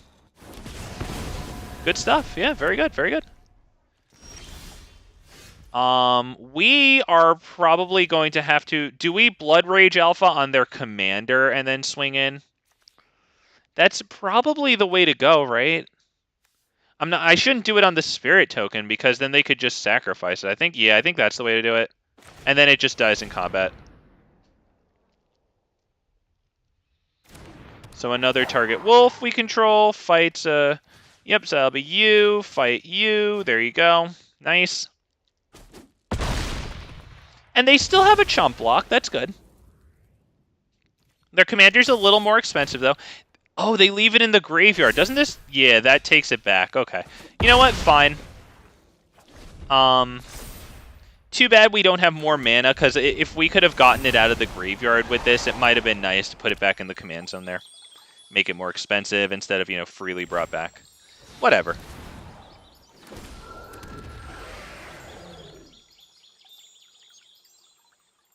Okay, and then you may return instant or sorcery from your graveyard to your hand. Damn, good stuff. Another expressive iteration. Look through even more cards. Damn. Great stuff. Damn.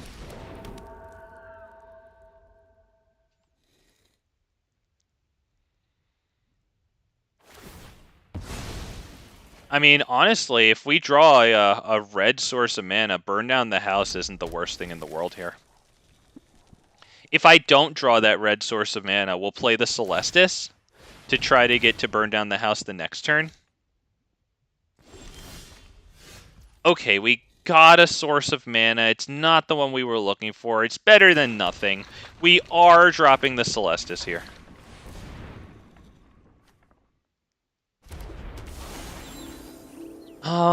Do we play something else? I don't know, because my goal is to hit burn down the house here. But maybe we should drop Tovolar and then attack with 2 things. I think maybe that's a good way to go. Yeah, let's give it a shot. Well, yeah, remember, the only reason that they banned Meathook is because they knew that they would have a replacement card to make people buy a lot of packs and drive up the value of boxes. We're going to put that on this, so that way if they want to double block it, it costs them both of their 4/4s. Alright, so it gets chumped instead of 1 for 1. Yeah, I mean, you've got unfortunately, like... Everything they're doing these days is a scumbag move. Like, I used to play RuneScape, and they're reminding me a lot like the scumbag company that runs RuneScape. Yeah. And then a few months later, Liliana needs a reprint, and let's make a new... Yeah, exactly. And then let's make Phyrexian Obliterator... Yeah. And then they'll probably, quote, realize, unquote... that Phyrexian Obliterator is having an outsized impact on Standard, or Sheoldred, the Apocalypse, is having an outsized impact on Standard after it's been in Standard for, a year and a half, and it's kept the prices of boxes up nice and high. It's basically what they're going to do. So do we attack now? How do I do this? Do I burn down the house? I think I do burn down the house here and then swing for 9.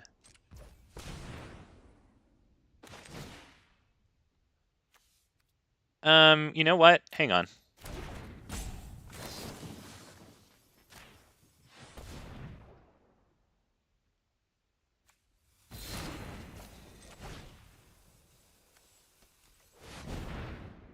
Okay, it looks like they have counters, but hopefully... Oh, they have the midnight clock, so they probably can counter that. Counter it unless they pay 1. Yeah, good stuff, okay. I'm not sure if we can do this. Let's just attack. Yep, we'll attack. We'll put the +1/+1 counter on Tovolar just so that next turn, if it attacks as a 5/5, they can't block it with the commander. Then they won't ban either of those two and ban something random. Well, yeah, I mean, the business strategy is basically they know 2 years in advance that the things that they're going to ban are going to be problems that they're going to have to ban. But, they put those problems into into the game, so that way people have to buy those cards, or they have to buy the counters to those cards. So yeah, that's why then after that card has been in a standard for like at least a year, then suddenly, we realized, we had no idea, but would you look at that? It turns out, that this card is like a huge problem. Do I have a way to give stuff trample? Other creatures you control get +1/+1, but that has to be at night. Yeah, we are a little too freaking mana screwed. This has been a miserable fucking game. So good game. I have 4 lands. I can't count. I don't know numbers that high. I don't know how many lands you have. So good game. It's just a little annoying there. But yeah, that's why they do it. They know in advance it's going to do it. It's just to keep the prices of the booster packs or the booster boxes, whatever, high. And then they'll act like they're surprised, like, oh, would you look at that? Would you believe that Oko? A guy like Oko is a problem. And remember, they knew it at least 2 years before the card was even released, let alone 2 years before the ban date. And then once they fix that problem, they have another problem ready to go so that it can drive box sales too. Like it's a business decision. They know full and damn well. The devs are much smarter than that. That is probably not the devs making that shot. It's corporate telling the devs they have to make that shot, or else, they have to find another job. We're gonna mulligan that one. Yeah, we can take this one.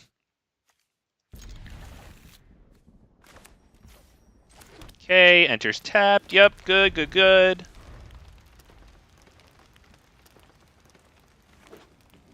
What do we got, buddy? All right, nice. He's running Teysa Karlov. I like that. Doubles on death triggers there. There's this.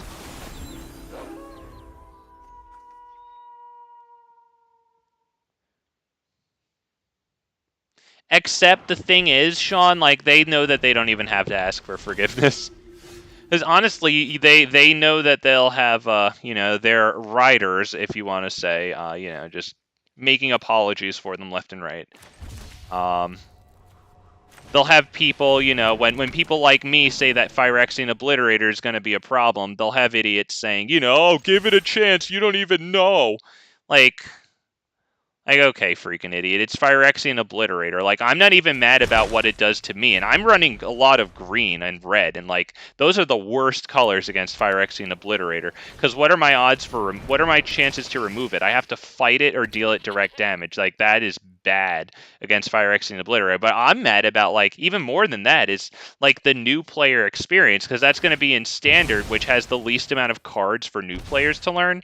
I have to sacrifice a creature. That's pretty annoying. I think we'll get rid of that one just because Augur of Autumn might give us access to like a land off the top. Yeah, I'm annoyed at like that they want black to like Thoughtseize you turn 1, removal spell turn 2, Liliana turn 3, which kills something every turn, because discarding something is pretty much a kill. I think we'll do we do Howlpack Piper? It might not be the worst. We do have Silverback Elder. Yeah, let's do this guy. We'll swing for 2.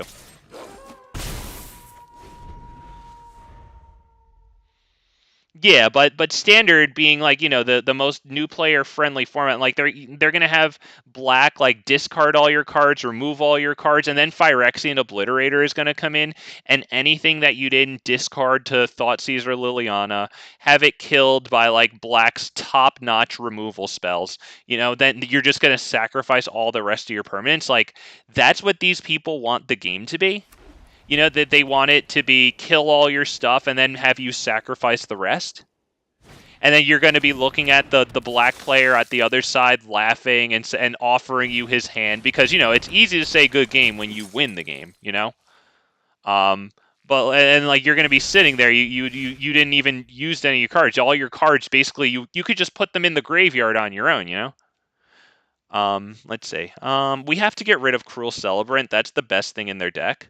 So we're going to do this.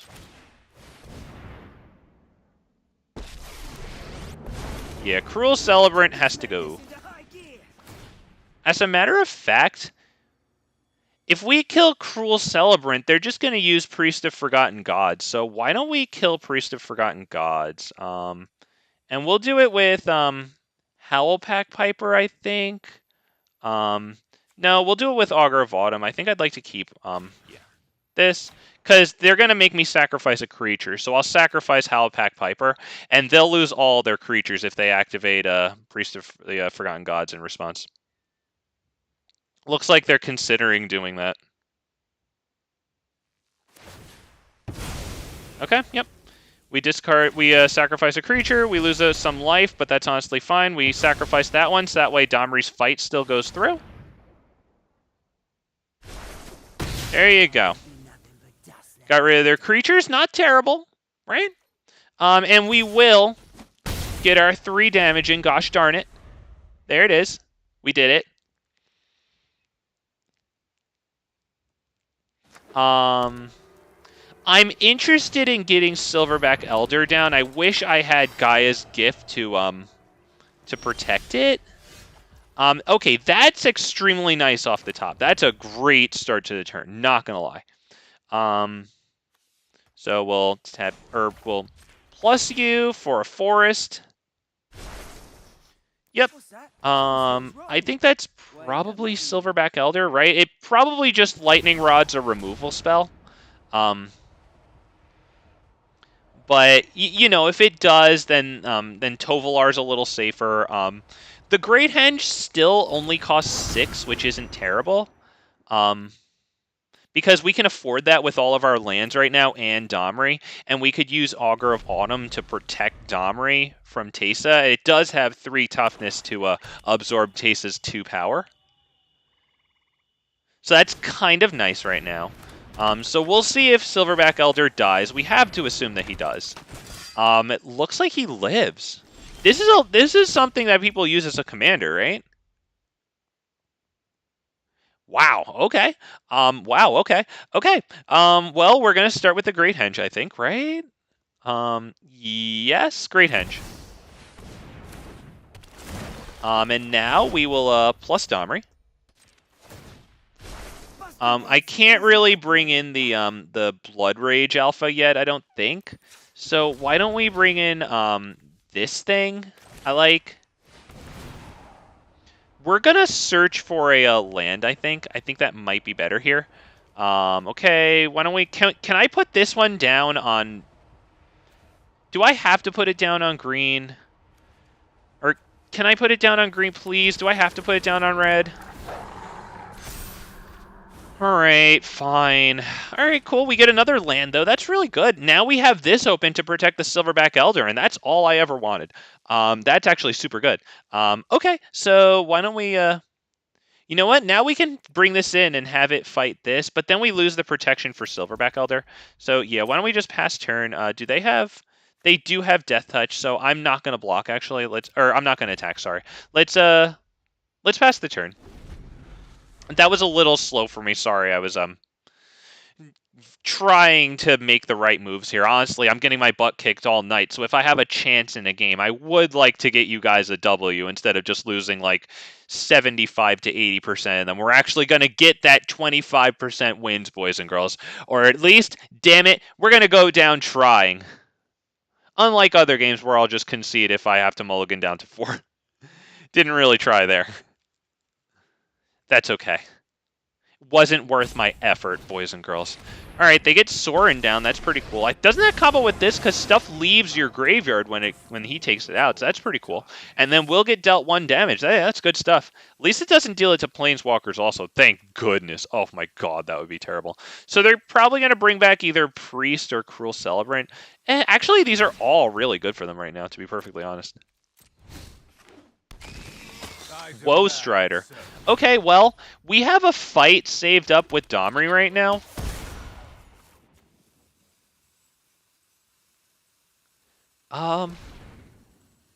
Who do we get rid of here? I might get rid of the Woe Strider, because if I fight anything else, they just sacrifice it to this to scry 1, right? So what's the point of fighting anything else? Okay. There you go. It's our turn. We love to... Oh, that is good. That was good right there, boys and girls. Why don't we maybe start with this, I think? Yeah, let's just start playing off the top as much as we can. Why don't we, seeing a land on the top, why don't we shuffle that away here? Do this really fast. Yep, we'll get this one, doesn't really matter. That one's a dual land, so I like it. Now we draw this, which is pretty cool. Gonna get a whole bunch of cards here, which is pretty cool. Yeah, that's actually really good. Let's see. Do I do Vivian Reed?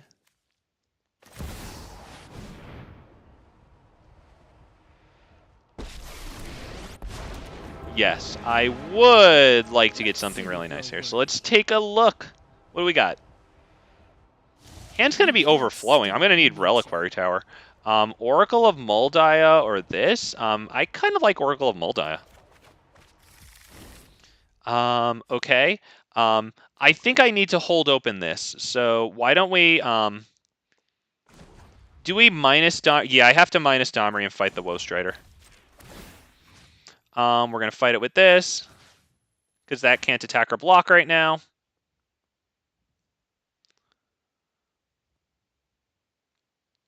So that's the best thing to make, because if you look in there, buried in its text, it's the third line there. Sacrifice another creature, scry 1. So yeah, anything else I tried to fight, it wouldn't work. So they can go ahead and sacrifice as many things as they want. Yeah, he didn't like that. Look at wow. Look, he did not think that was gonna. Wow. Okay. All right. Well, I mean, we did it. Yep. So we get dealt some damage. That's annoying. Okay. Yeah. Sure. And why don't we swing at their thing right here? We'll swing with a one. I think maybe only that one, because this one will trade with pretty much everything they have on the field. And I'd like to protect my Planeswalkers also. So yeah, just that. I would assume it gets, yeah, chumped by the 0/1, which is perfectly fine, because now we don't even need to consider using this. I don't think I would have used it anyway. The Silverback Elder is just a little too valuable. I mean, especially since they're dealing us damage on death there, like, the life that it gains us might be extremely nice. Does this give the creature lifelink? It gains reach, trample, hexproof, indestructible. Okay, so not lifelink. Wow, okay, so now things dying is getting very expensive.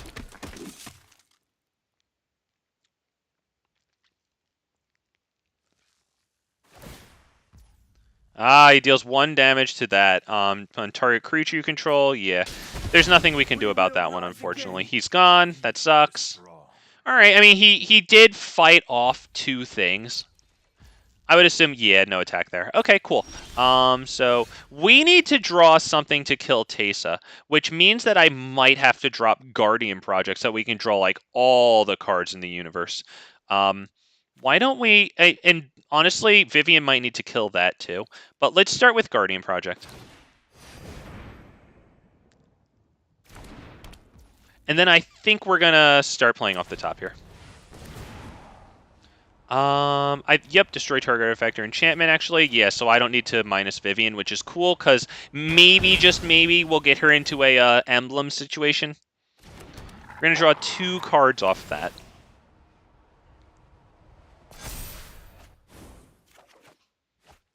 What is that exactly? That's not terrible. I think maybe this guy at this point would be pretty good, and we can have another target wolf fight that. So yeah, let's do this. We are going to, I guess we'll look at top 5 cards, because I don't really need this one. I need, like, more of a fight spell right now, so we'll get a nice shuffle off the top, even if we don't get a land here. Draw a bunch of cards, that's good. No card to choose, okay, but it looks like none of these are fight spells, so honestly, that's... Well, okay, fine, Domri's Ambush is actually what we were looking for there. Whatever. We're going to actually have that resolve last. So we're going to have, oh wait, it wasn't necessary, whatever. We're going to have this, fight that. Right, sorry, I was thinking that this would fight. No, it makes another thing fight. Okay, so that wasn't necessary, whatever. And we got Tail Swipe, so we can get another fight. That's actually really good, because when they play this next turn, we just instant speed. Choose target creature until end of turn. When it dies, return it to the battlefield tapped.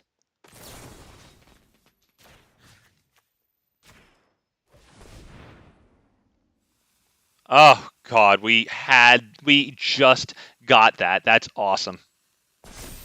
That's awesome. So now we don't get to kill it a second time next turn, but you know what? Honestly, like, I think that was pretty good, all things considered. So we're going to lose a bunch of life there. It's definitely annoying. That doesn't do anything now. So we'll, do we drop the thing off of the top there? Let's see. Why don't we plus Vivian, see what's going on here. Meet my newest friend. Do I need anything here? This might be nice to get stuff out of their graveyard, actually. Yeah, I think that might be good. So that, I don't think we can play anything, unfortunately. We are going to attack their Planeswalker, though. Like, absolutely we are attacking it.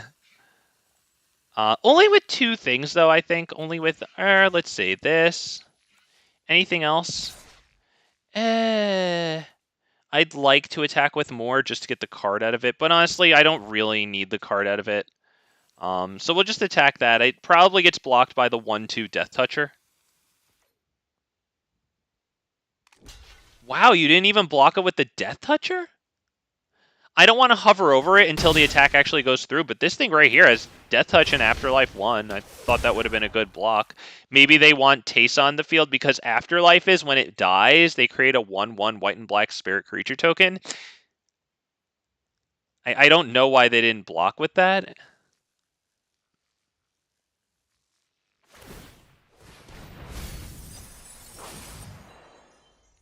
Okay, but they have one oh that's not a card in hand, sorry, that's a yeah, that's okay, yeah, it's a flashback or whatever, escape. Okay, so they have one card in hand. Their commander costs 4, and they have 1, 2, 3, 4, 5, 6, 7 capacity for mana. They have Sorin at 3 here, so they can -2 it without it dying and bring something back. The Priest of the Forgotten Gods is good. Cruel Celebrant's pretty good too. Okay, but they escaped that. It looks like they escaped it by removing a bunch of creatures in their graveyard. What was that? Exile 4 other cards from your graveyard. Yeah, wow, okay, okay.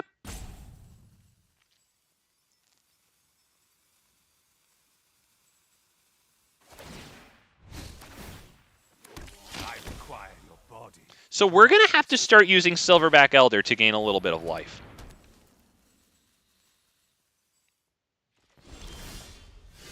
All right. Halana and Elena is extremely good here. Not going to lie.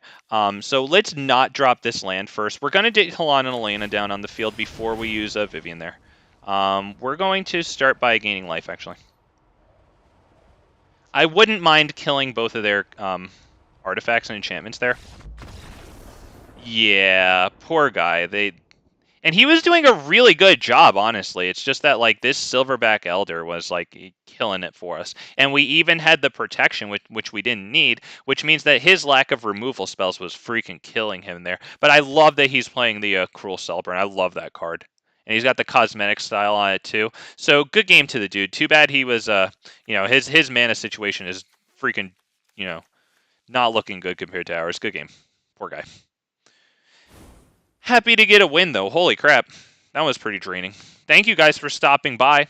If you haven't already liked the stream, oh man, I'm getting my butt kicked all over the place. I need the morale boost. We get a card there. Nice. That's that. Oh, hey, cool. All right. Yeah, that's nice. A little bit of artifact and enchantment removal. Not the best, but, you know, in a drafting situation, that's some good stuff, I guess.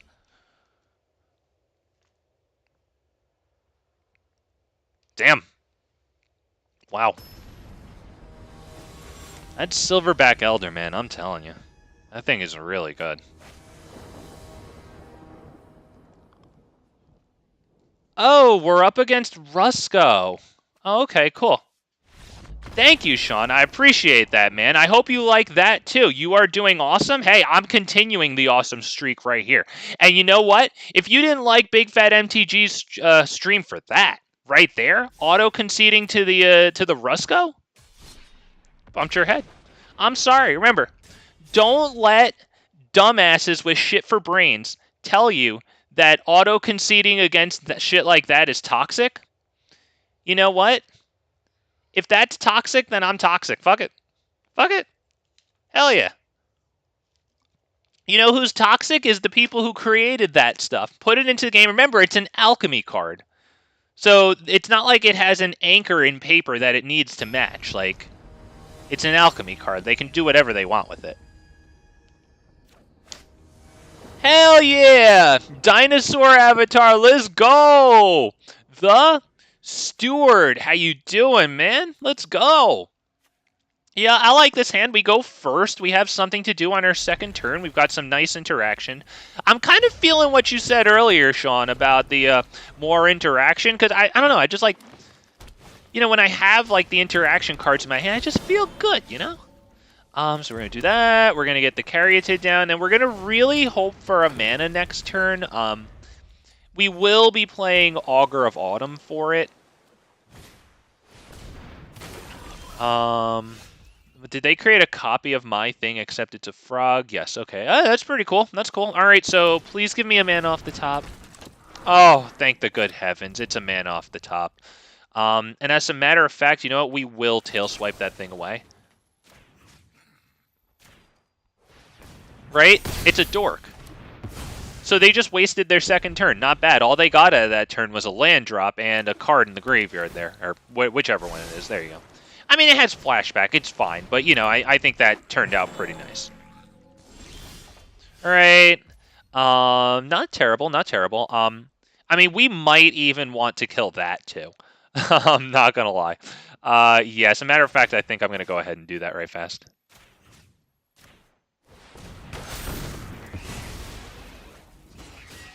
Yep. And now we will attack with that.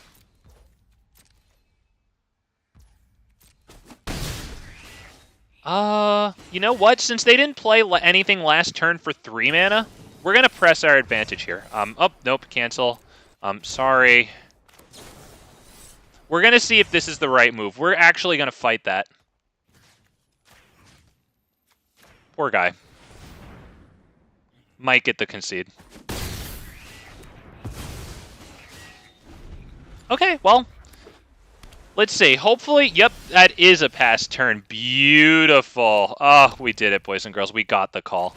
Now, this might get countered. Okay, yep, they dropped the Frilled Mystic. That's definitely good. But you know what? We still have Silverback Elder. We've got Tovolar's Huntmaster in hand. We get to swing with the Augur of Autumn because it is pretty big. Okay, but the dude bounced back with a nice Frilled Mystic play. That's good. He gets to swing with it. Yep, no blocks. That'd be insane. We do get to drop the Silverback Elder, and we even have another land off the top. Augur of Autumn really doing nice on this one. Do I target creature we control fights this? The thing is, I want to resolve Silverback Elder now. Yeah, we will attack. So hopefully they don't get going too bad, because I would very much like to fight them here. They create a token. Was that of Augur of Autumn? Oh, that's really good for them, honestly. They don't have Coven yet, so they can't cast creatures off the top of their library. That's pretty good. 1, 2, 3, 4, 5, 6, 7, 8. Yes, we are going to play this. Yes, pay 2 life. That is Tovolar's Huntmaster, and then we're going to get the Brawl off. And the Brawl is so important that I might want to play this first. We'll just get the land here, I think. Keep the Boseiju in the deck. There you go. Create the 2 wolves. I think we're going to fight. We'll actually fight... Do we fight Augur of Autumn? Yeah, I think so, actually. So this against this. Veil of... Oh, that's a great card. Good call. That's a great card. You know, I was so used to it being banned that... Yeah, I didn't even consider it. Yeah, 'cause I think it got banned from like Explorer or Historic or something. Yeah, I forgot it. That's right. It's legal in Historic Brawl. Okay, they did that, which is definitely annoying, honestly, because it loses all of its abilities. That sucks, because it's the thing that destroys artifacts and enchantments.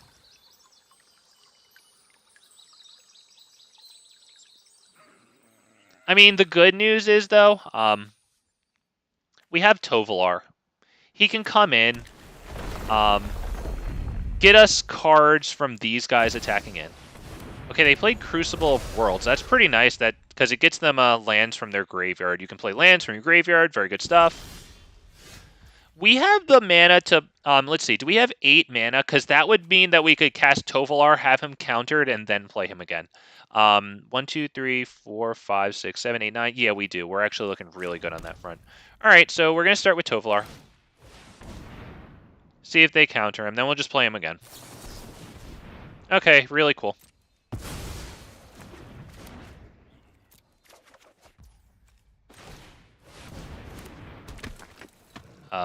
One. Do we attack with both of them? Because when this attacks, doesn't it make tokens? No, that's only when it, Okay, so we're still going to do both of these, and, Augur of Autumn as well. You know what? Silverback Elder, too. Yep, there you go.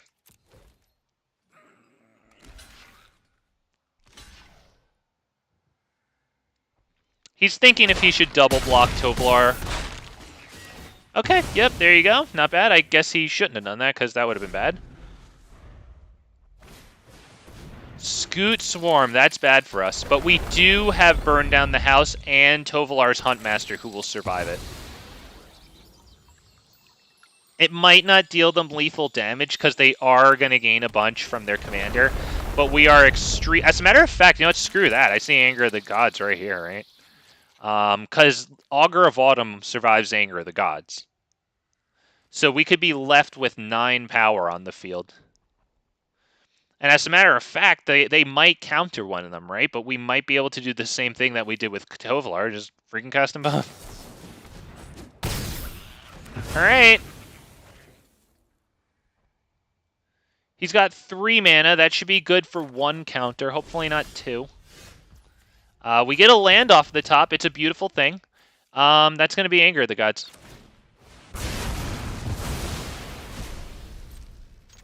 There you go. Ooh. All right, let's take a look at let's take a look at this deck.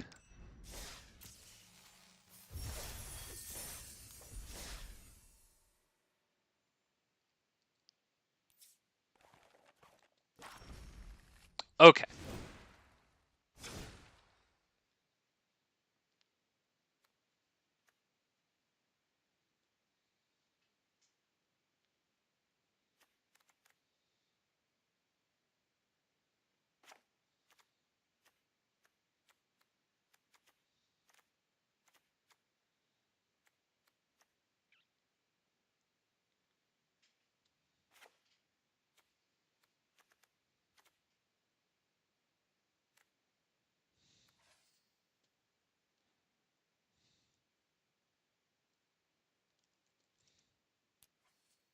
I like the Abrade.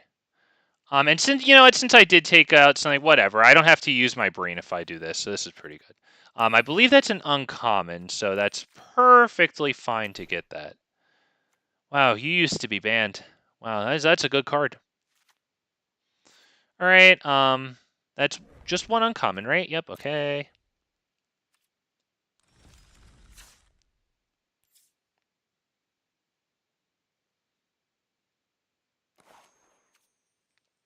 Home, and let's get right back into this.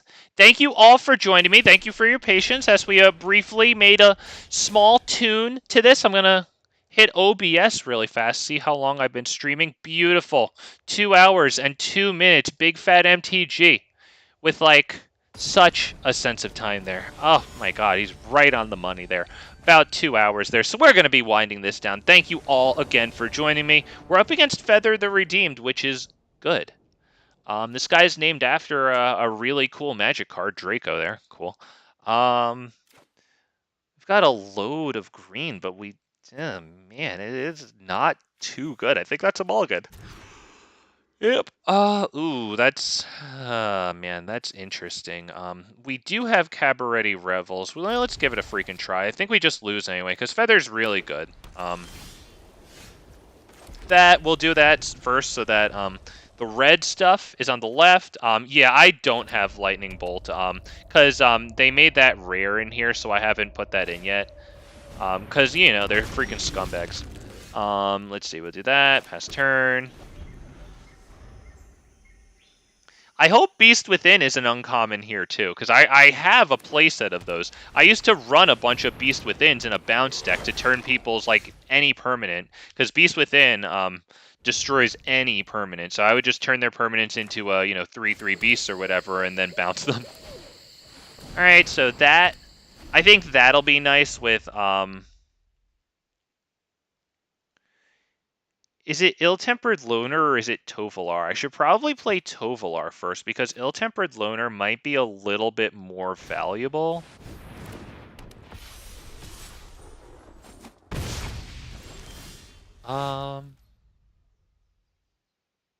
Is that... I think that is Tovolar, and then we can drop this thing. Yeah, I kind of like that.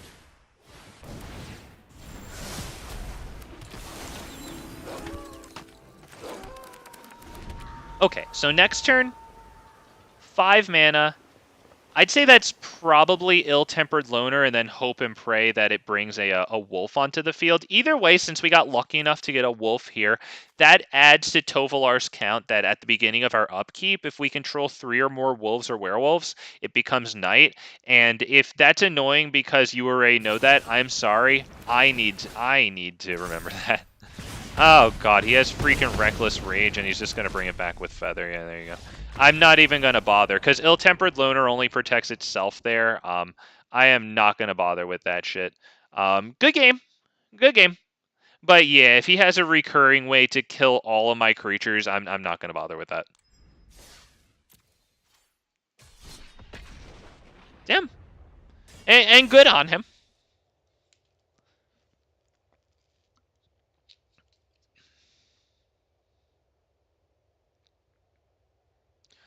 Oh gosh, wow. Yeah, I don't think it was a I don't think it was a difficult thing to say there that Feather was going to kick our butt if we had a slow start. I think he might have kicked our butt if we had a good start. That's a good card. Woo. Rusco, Clockmaker. Well, we'll see what our opening hands are. If they aren't perfect, well, this one better be perfect.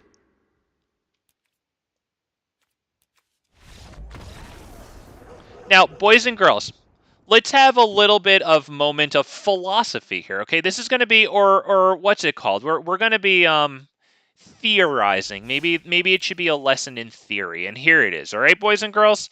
This is extremely important. Now, when people want to play the top tier brainlessly, I just throw this on the field and it basically does the rest of the game for me. Things like Greasefang, you know? Things like Blue Spirits, where they drop their Ascendant Spirit 1-drop and then it basically just runs the whole game for them. Things like that, right? Where do they get their pleasure from? Or how do they have fun? It's not from actually competing. Take it from the unranked Explorer queue, which is loaded with all of the Angels players who made it to Diamond and then didn't want to face competition. These people get their pleasure from absolutely destroying people who stand no chance against them, right? You know, I didn't even notice that we're up against Rusco Clockmaker there, but the thing is good here anyway. So anyway, back to the theory. In order to take their, like, pleasure away from them, what you have to do is not even engage them in the game. Like, don't slow play them, because they'll enjoy that knowing that they're, they've got you and that you're mad. They'll just sit there going, oh, you're mad, I killed you, you suck, you know? Don't do any of that. No roping, no nothing. Just concede on them. And, you know, a couple of times, they'll be like, oh, yeah, I got you. Oh, you got destroyed. But if, and here's the big if, because, like, we can't really get organized too much to do that. But imagine if everyone kept auto-conceding against you, right? Like, you would eventually have no reason to really play the game, right? Because, like, you want to win. They want to destroy people who stand no chance. So that is pretty much the best thing that you can do against these people. Do I do Anger of the Gods? Do I do this? It kind of sucks. I think I have to just do Tovolar. And then I can't even Prey Upon with Tovolar because their thing's a 3/3, so we have to pass turn there. But yeah, usually the best thing to do is just, like, as soon as, like, you see that they're about to start winning, just straight concede. Just deny them any satisfaction, and eventually that's going to deteriorate their enjoyment of the game. And remember, that sounds bad, but their enjoyment of the game is just brainlessly playing the best thing that destroys you when you have no chance. Your enjoyment of the game is already... Or, I mean, do you love getting absolutely dismantled by Rusco, who creates an untapped Midnight Clock so he can protect himself immediately and pay for half of his commander tax? And he makes it super easy for a control deck to have, like, all of the card advantage in the world over you. If you enjoy that, then you know what? Don't listen to me.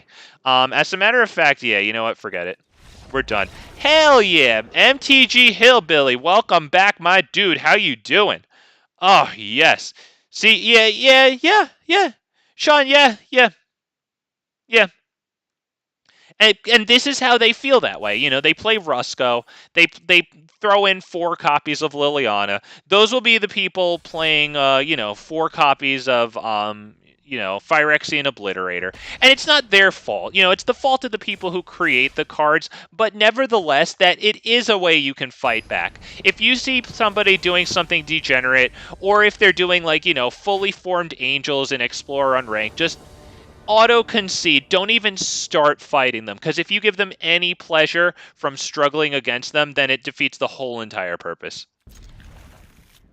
I'm good, man. I'm getting my butt kicked all over the place tonight with this werewolf deck, but we've made a couple of changes to it. We've added a bunch of, like, interaction spells. Sean here in chat has been kind enough to direct me in a good way, because, yeah, I didn't have nearly enough interaction. I'm feeling kind of good that at least I can destroy people's stuff sometimes. Having a good night. Happy that you're here. We are about to end it. I like ending a little, like, around 2.5 hours, maybe a little earlier, maybe a little, whatever. Do we do Arlinn? It might be Arlinn and create the 2 tokens here.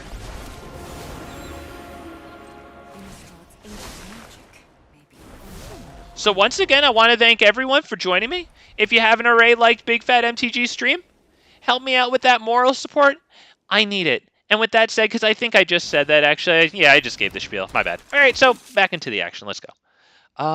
Now might be a nice time to read their cards. Okay. Okay. All right. Is that Tovolar? Is that... I think I'm going to need to fight this. So let's drop this. We're going to plus this. That way Tovolar enters with a +1/+1 counter. Wait for the perfect moment to stop. This, yeah, we're good. Okay, and now this will dork for the... This will actually dork for 2 mana now. That's pretty cool. But we don't need it. We just need this. Boom. This.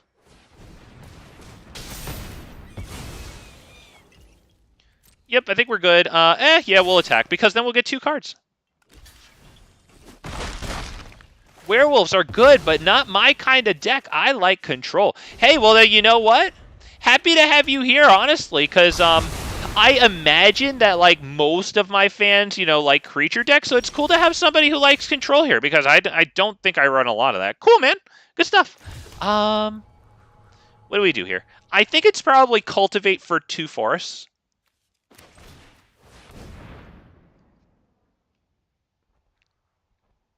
Yep.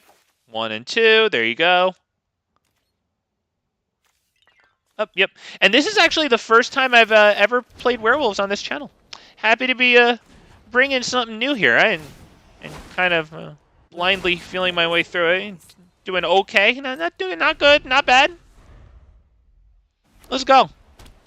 We got Cultivate. We finally got a bunch of green. That's good. Oh, no. Vanquisher's Banner. Yep, choose Soldier. Very good.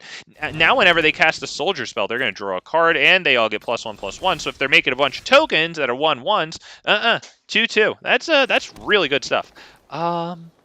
Okay. Unfortunately, I can't do Silverback Elder and protect it, but I think we're going to... I like Spellslinger. Funny combos. Okay, cool, man. I got all sorts here. I like it. That would definitely be Silverback Elder, I think. Just so that maybe... Wow! Wow! Wow! Wow! Okay, well, he needed his Vanquisher's Banner, and he knew that it was about to go bye-bye. Wow. And okay, yeah, MTG Hillbilly. I think I might have watched one of your videos recently or something. I wish I could tell you what it is, but I do consume, and maybe you do too. I mean, you're obviously here, so you probably consume a bit of content too. And unless you have one of those memories, you probably don't remember like who made each one of those, So yeah, cool, man. Because I thought I might have recognized your name like very vaguely. Cool, man. Good stuff. Hell yeah. Oh, what happened, Sean? I dropped Silverback Elder and he immediately conceded. We can try this, right? He's got Ashnod here. Pretty cool. Pretty cool one-cost commander there. Okay, yep. We'll drop this and do nothing else. There you go, pass turn. Yeah, Hillbilly, man.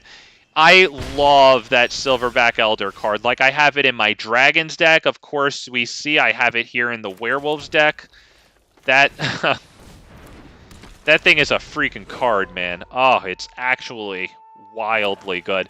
And plus, I tend to run kind of not as much artifact and enchantment removal as I should, to be perfectly honest. I love my creatures so much. So the fact that that's like recurring artifact and enchantment is actually so good. If fights target creature we don't control, we're killing this because they want the payoff for their investment. So we're gonna deny that to them, and they're not gonna be happy. But that's fine. Do we attack here? You know what? Yeah, we will. Because if they want to spend their whole turn casting their commander, I'm honestly fine with that. We're going to drop Guardian Project.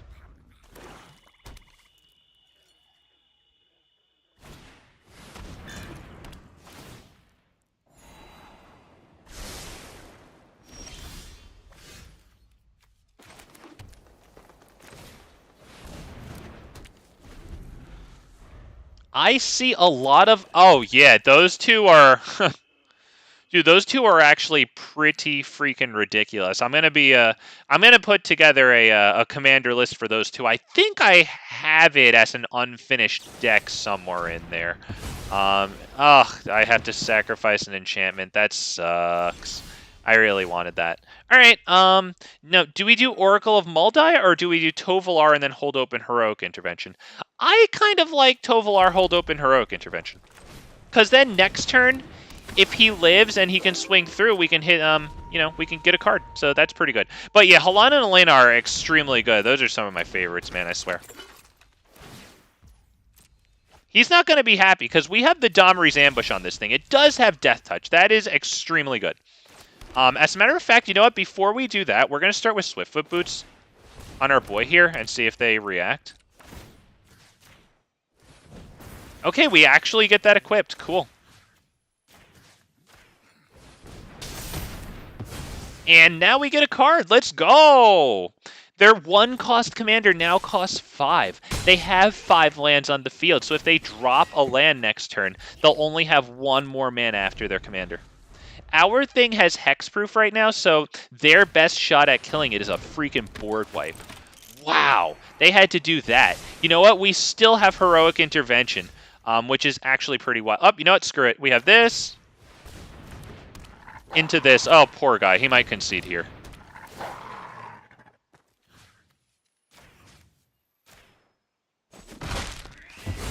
Now that thing costs 7, and he missed his land drop last turn, so.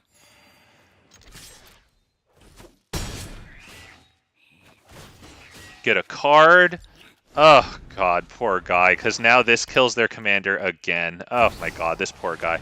We're getting a forced W here. So they destroy target creature there. That's extremely good. That's definitely good, because that thing trades with our commander, which actually sucks. But you know what? We can just pass the turn and switch it over to night, where it might be a little better for us at night, because this will be a 5/5, which, that's honestly not the best. Why don't we pass it over or just make it night? Do we do that? Yeah. I don't know if that's the best move. It might let them catch up a bit, but if they drop a land and then drop their commander, I'm actually fine with that.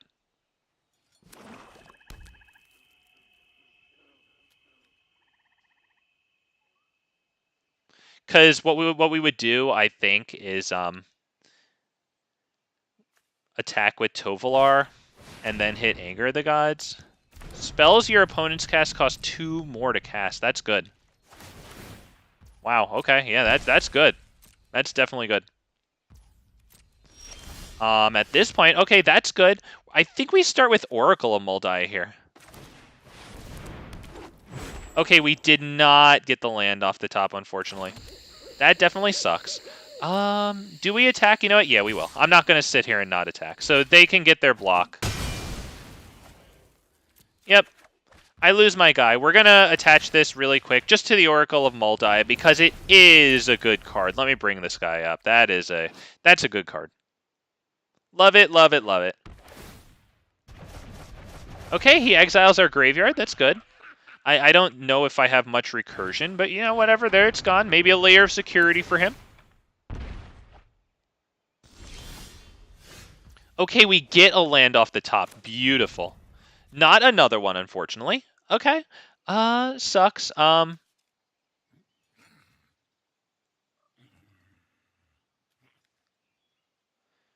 do we do here? Do I drop this?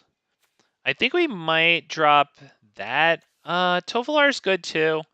I like this. Werewolf, right? Yep. Okay. Do we move the thing onto that and then attack?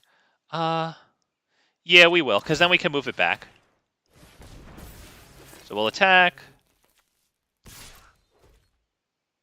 I would assume they're going to take that, because their commander is extremely expensive right now. Alright, now we'll just move it back really fast. Yep, right onto you. I want that hexproof, just in case we happen upon more lands. They do have the God Pharaoh statue out, which is increasing our spells by 2, which really sucks. Especially since our commander already had +2 tax. Oh my god, Cityscape Leveler. Yeah, they're going to get rid of that. That might be about it. I think this guy at this point has done a very nice job. All right, well, that's good. That's good. We got the that spear. Okay. Is that the Great Henge? Might have to be. Is this going to reduce the Great Henge by enough to where I can cast it? I don't think so, honestly. It's just so freaking expensive right now. I have to pass turn, and then they just destroy stuff, right? Whenever it attacks, yeah, that's it. Good game. Yeah, because I don't even get to keep the thing at this point. So, yep. Good game. Yeah, he definitely did. Yeah, very good job, man. And then a portal to Phyrexia. There you go. Yep. So, yep. We just saved everybody time. A courtesy that I extend to him because he did a good job. Very nice. Damn, all his commander had to do was sit there, make a bunch of Death Touch blocks, right, and stall us out. Good stuff. He didn't even need it for its effects. Just Death Touch. Nice. Honestly, I'm kind of a fan of the simplicity of that. Not that that's his overarching strategy, but just the way he used it in that game. Good stuff. I like it.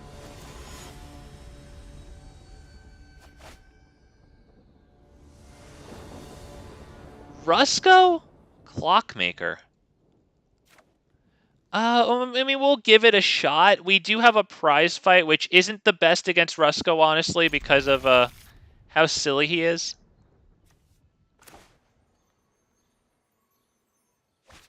Okay. You had your chance, buddy. Sorry, but you took more than 1 second to drop a land. I don't need to sit there and fight Rusco players. Good game. Just kidding.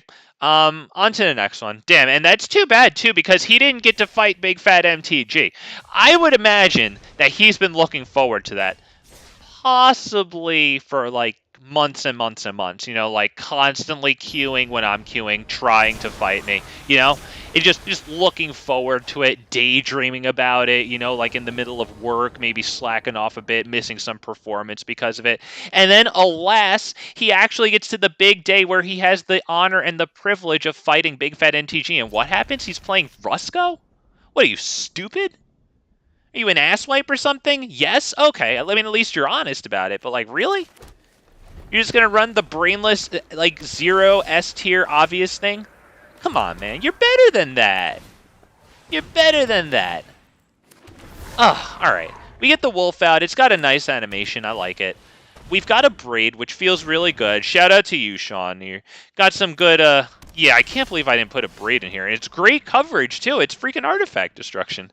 Okay. So maybe that's... Is that Bloodline Pretender or is that Swiftfoot Boots? It might be Swiftfoot Boots.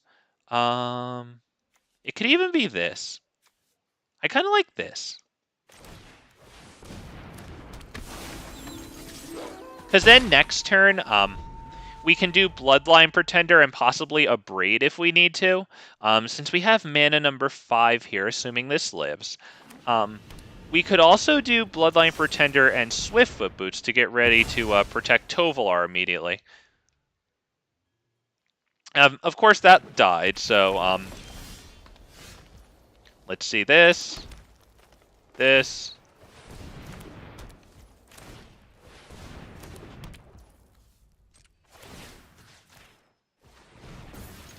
Doesn't matter, honestly. It really doesn't matter, but it just protects the one creature that we have out against maybe a kill spell that they probably wouldn't use against it. Okay, they tear that asunder, interestingly, instead of Swiftfoot Boots. Well, okay, what's going on here? When it dies, they get a nice little token out of it. Okay, that's pretty cool. That's pretty cool. Yep. I think we kill that.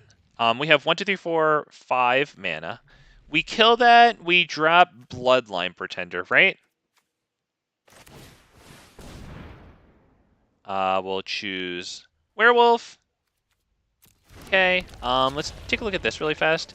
If a creature an opponent controls would die... Oh, so then they're just going to be killing all my freaking stuff all day. Alright, yep. We're going to abrade this.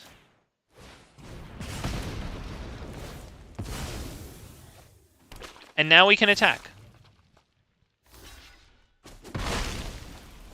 There you go. Not bad, not bad. Let's see. Now, that's a 3/4. Okay. So if we drop this, that would be pretty good, because then we can give a wolf +2/+2. Is that what we do? I kind of like it, right? Because if I just bring in Tovolar, that doesn't really help us until next turn when it turns to night. I don't think that's good enough. I think we'll do this. It might even help us make wolf tokens, which is nice because they're playing a lot of removal. So if we can put extra stuff on the field, right, I think that's good. So yep, we'll move to combat. We'll just do this one. Since it has the Swiftfoot Boots, we'll most likely get that damage, and I can't see them blocking. It doesn't have Death Touch, right? Okay, yeah. And then we'll play... Yep, oh, sorry. Yep, spacebar, my bad. Okay, yep, this. There you go. Pass turn. Okay, not terrible. I think that this is some pretty nice value. Kind of liking it. And I think I got that from some sort of like random like individual card reward. That sucks. That's very good. And they made a whole bunch of tokens. That's actually really good. Okay, so we got Halan and Elena. That's really good. We're going to start with Tovolar. He's going to get +2/+2 when we attach this to him, which hopefully actually resolves. They're looking at their hand like it's not going to resolve. Yeah, that did not resolve. It's too bad that of all things it was Heartless Act too. Yeah, this is not looking super good. especially since we've been missing a lot of land drops. So if we get a land drop next turn, we could do Tovolar and then equip this for all of our mana.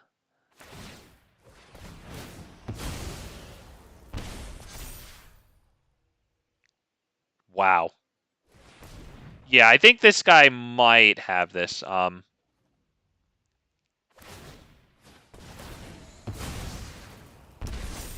he's set up pretty nicely here. Beautiful, damn. And he has plenty of mana untapped, so we have to assume that we're getting killed. Meat Hook is still... dude, yeah, Meat Hook is... yeah, even with the alchemy nerf there, yeah, Meat Hook is still extremely good. Do we hold Nightpack Ambusher?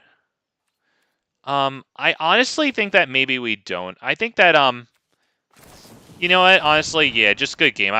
Yeah.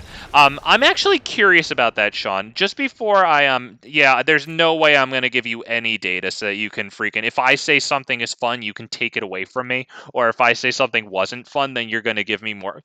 You, who the hell is going to actually give these people data thinking that they're going to use it in any type of way that benefits you, the player? Honestly, if you do that, then I'd like to maybe give you a hyperlink to like the Stockholm Syndrome article on Wikipedia.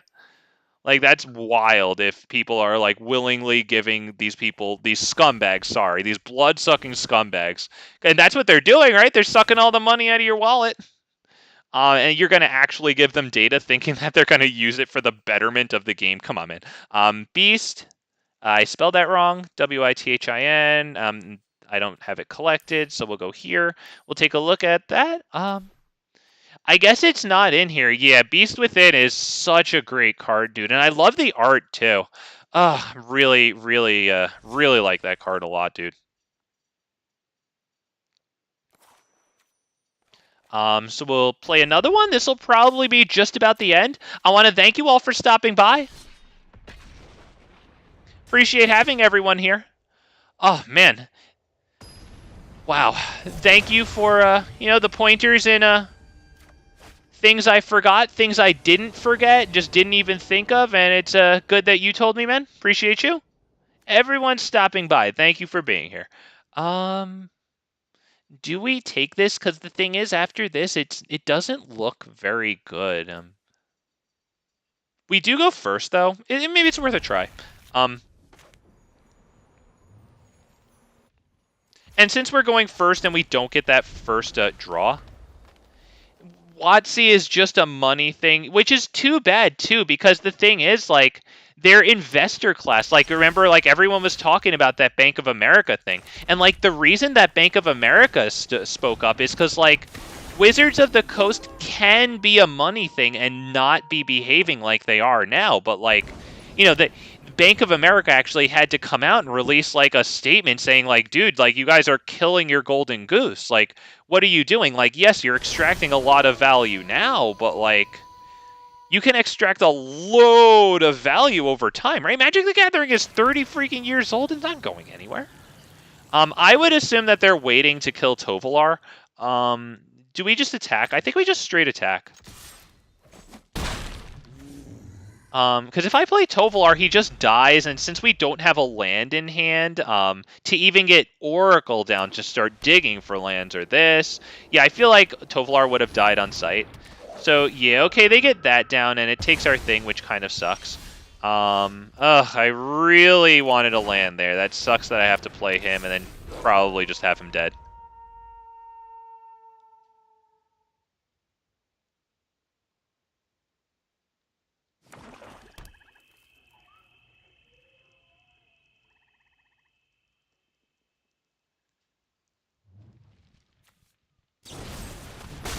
Yeah, that was unfortunately a little obvious. It kind of sucks that that happened.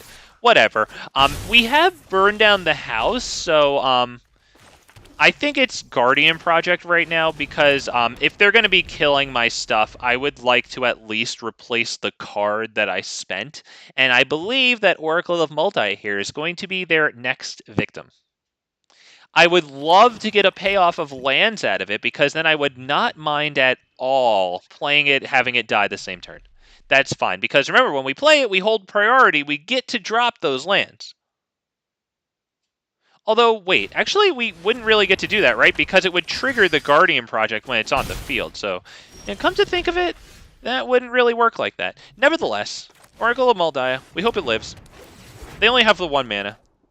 All right, we didn't get a land off the top. Kind of stinks. We do get to drop both of these, though, so that's kind of nice. Because now we have Burn Down the House, so if they kill our Oracle of Muldia, that's fine.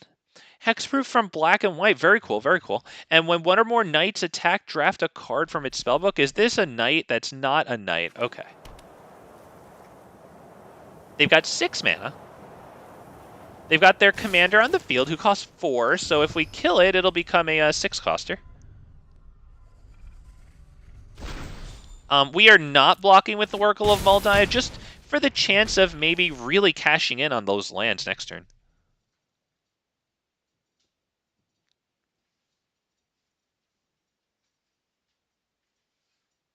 Okay, he's debating killing it. I imagine that hover over the Oracle means that they're... yeah. Okay, he drops that instead. Wow. Okay, well, that's virtually ensuring that I go burn down the house. Especially since I can't afford them to get another +1/+1 down. I mean, I guess I could, because burn down the house would ultimately wipe everything out. But nevertheless, what do we do here? Is it burn down the house? As much as it pains me, it might be burn down the house. Do we attack? You know what? Let's attack. You never know if we get that damage through. He's hesitating, so whatever. Either way, we have a chance. Okay, you know what? We did get the damage through, so nice. There you go. Small victories.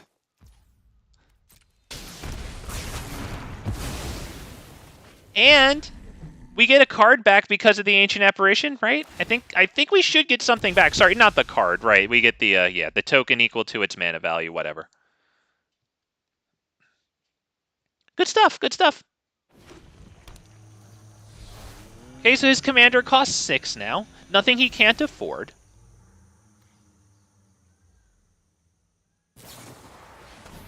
He de-sparks Guardian Project. Wow. All right, not bad, honestly, because we have the Great Henge here, which can come in and replace it eventually, and is slightly better than it. And eventually we'll even have Veil of Summer to protect it, right? That's all permanents, right? You and permanents you control, okay. And it'll give us protection from black, or hexproof from black, which is pretty good. They are running black, so what do we do here? Is it... it's probably... 1, 2, 3, 4, 5, 6. It's not Tovolar's Huntmaster, because I need to be able to protect whatever I play. Is it Halana and Elena? It might be Halana and Elena.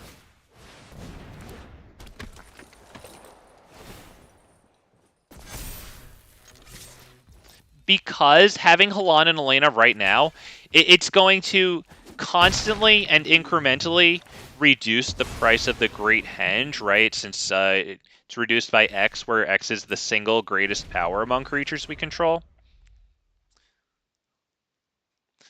I would like very much to hold Veil of Summer as long as possible, like not play it this turn, so that maybe it can protect Tovolar as well. My goal is further to use Domri's Ambush on Halana and Elena and have that kill one of their creatures. And even if it doesn't kill it, you know what? Just getting a +1/+1 counter on Halana and Elena is good. That sucks because the hexproof doesn't matter, but honestly, you know, whatever. There goes their Meat Hook Massacre. It still sucks. Hopefully we draw a land, because then... okay, yeah. Because now I can play Tovolar's Huntmaster and hold open. You know what? We're going to make sure that this taps properly. Okay, you know what? Let me just actually make sure that all this freaking works here. And then this one needs to go on colorless. Okay, Yeah, just making absolutely sure, as clunky as that was, thank you for bearing with me there. But yeah, we do have the Veil of Summer up. And they know it too. It's got the eye icon on it. But, nevertheless, I'd rather have him out than Tovolar, because next turn we bring out Tovolar and then immediately swing for 3 and hopefully get some of those cards when the attacks go through. So yeah, that's what we're hoping for here. I already forgot what this does. Whenever a knight you control attacks, each opponent loses 1 and you gain 1. That's really good. Return all knight creatures from your graveyard to the battlefield. Exile target non-land and all tokens that I control with the same name. You know what? Yeah, we'll, do we Veil of Summer? We might have to Veil of Summer that, honestly. Because the thing is, it's reducing the Great Henge by a lot. And if I can play the Great Henge into Tovolar and immediately start getting, like, recurring draws, that's actually super good. So as annoying as it is that, they might kill us the next turn, like, I'd like very much to get the Great Henge down. Okay, beautiful. Because now we can do... Do we do Tovolar? You know what? Yeah, I think we have to do Tovolar because I want the draws really bad.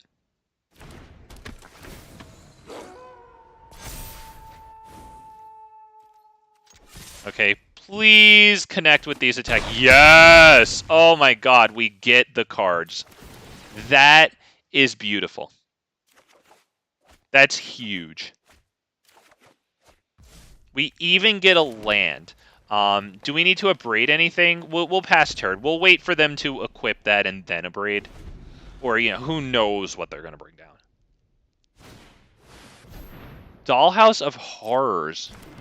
Wow. Okay, so we'll hope that they put something on the stack before they act. It doesn't matter, whatever. So they're going to get another thing out of their graveyard, which is mad annoying.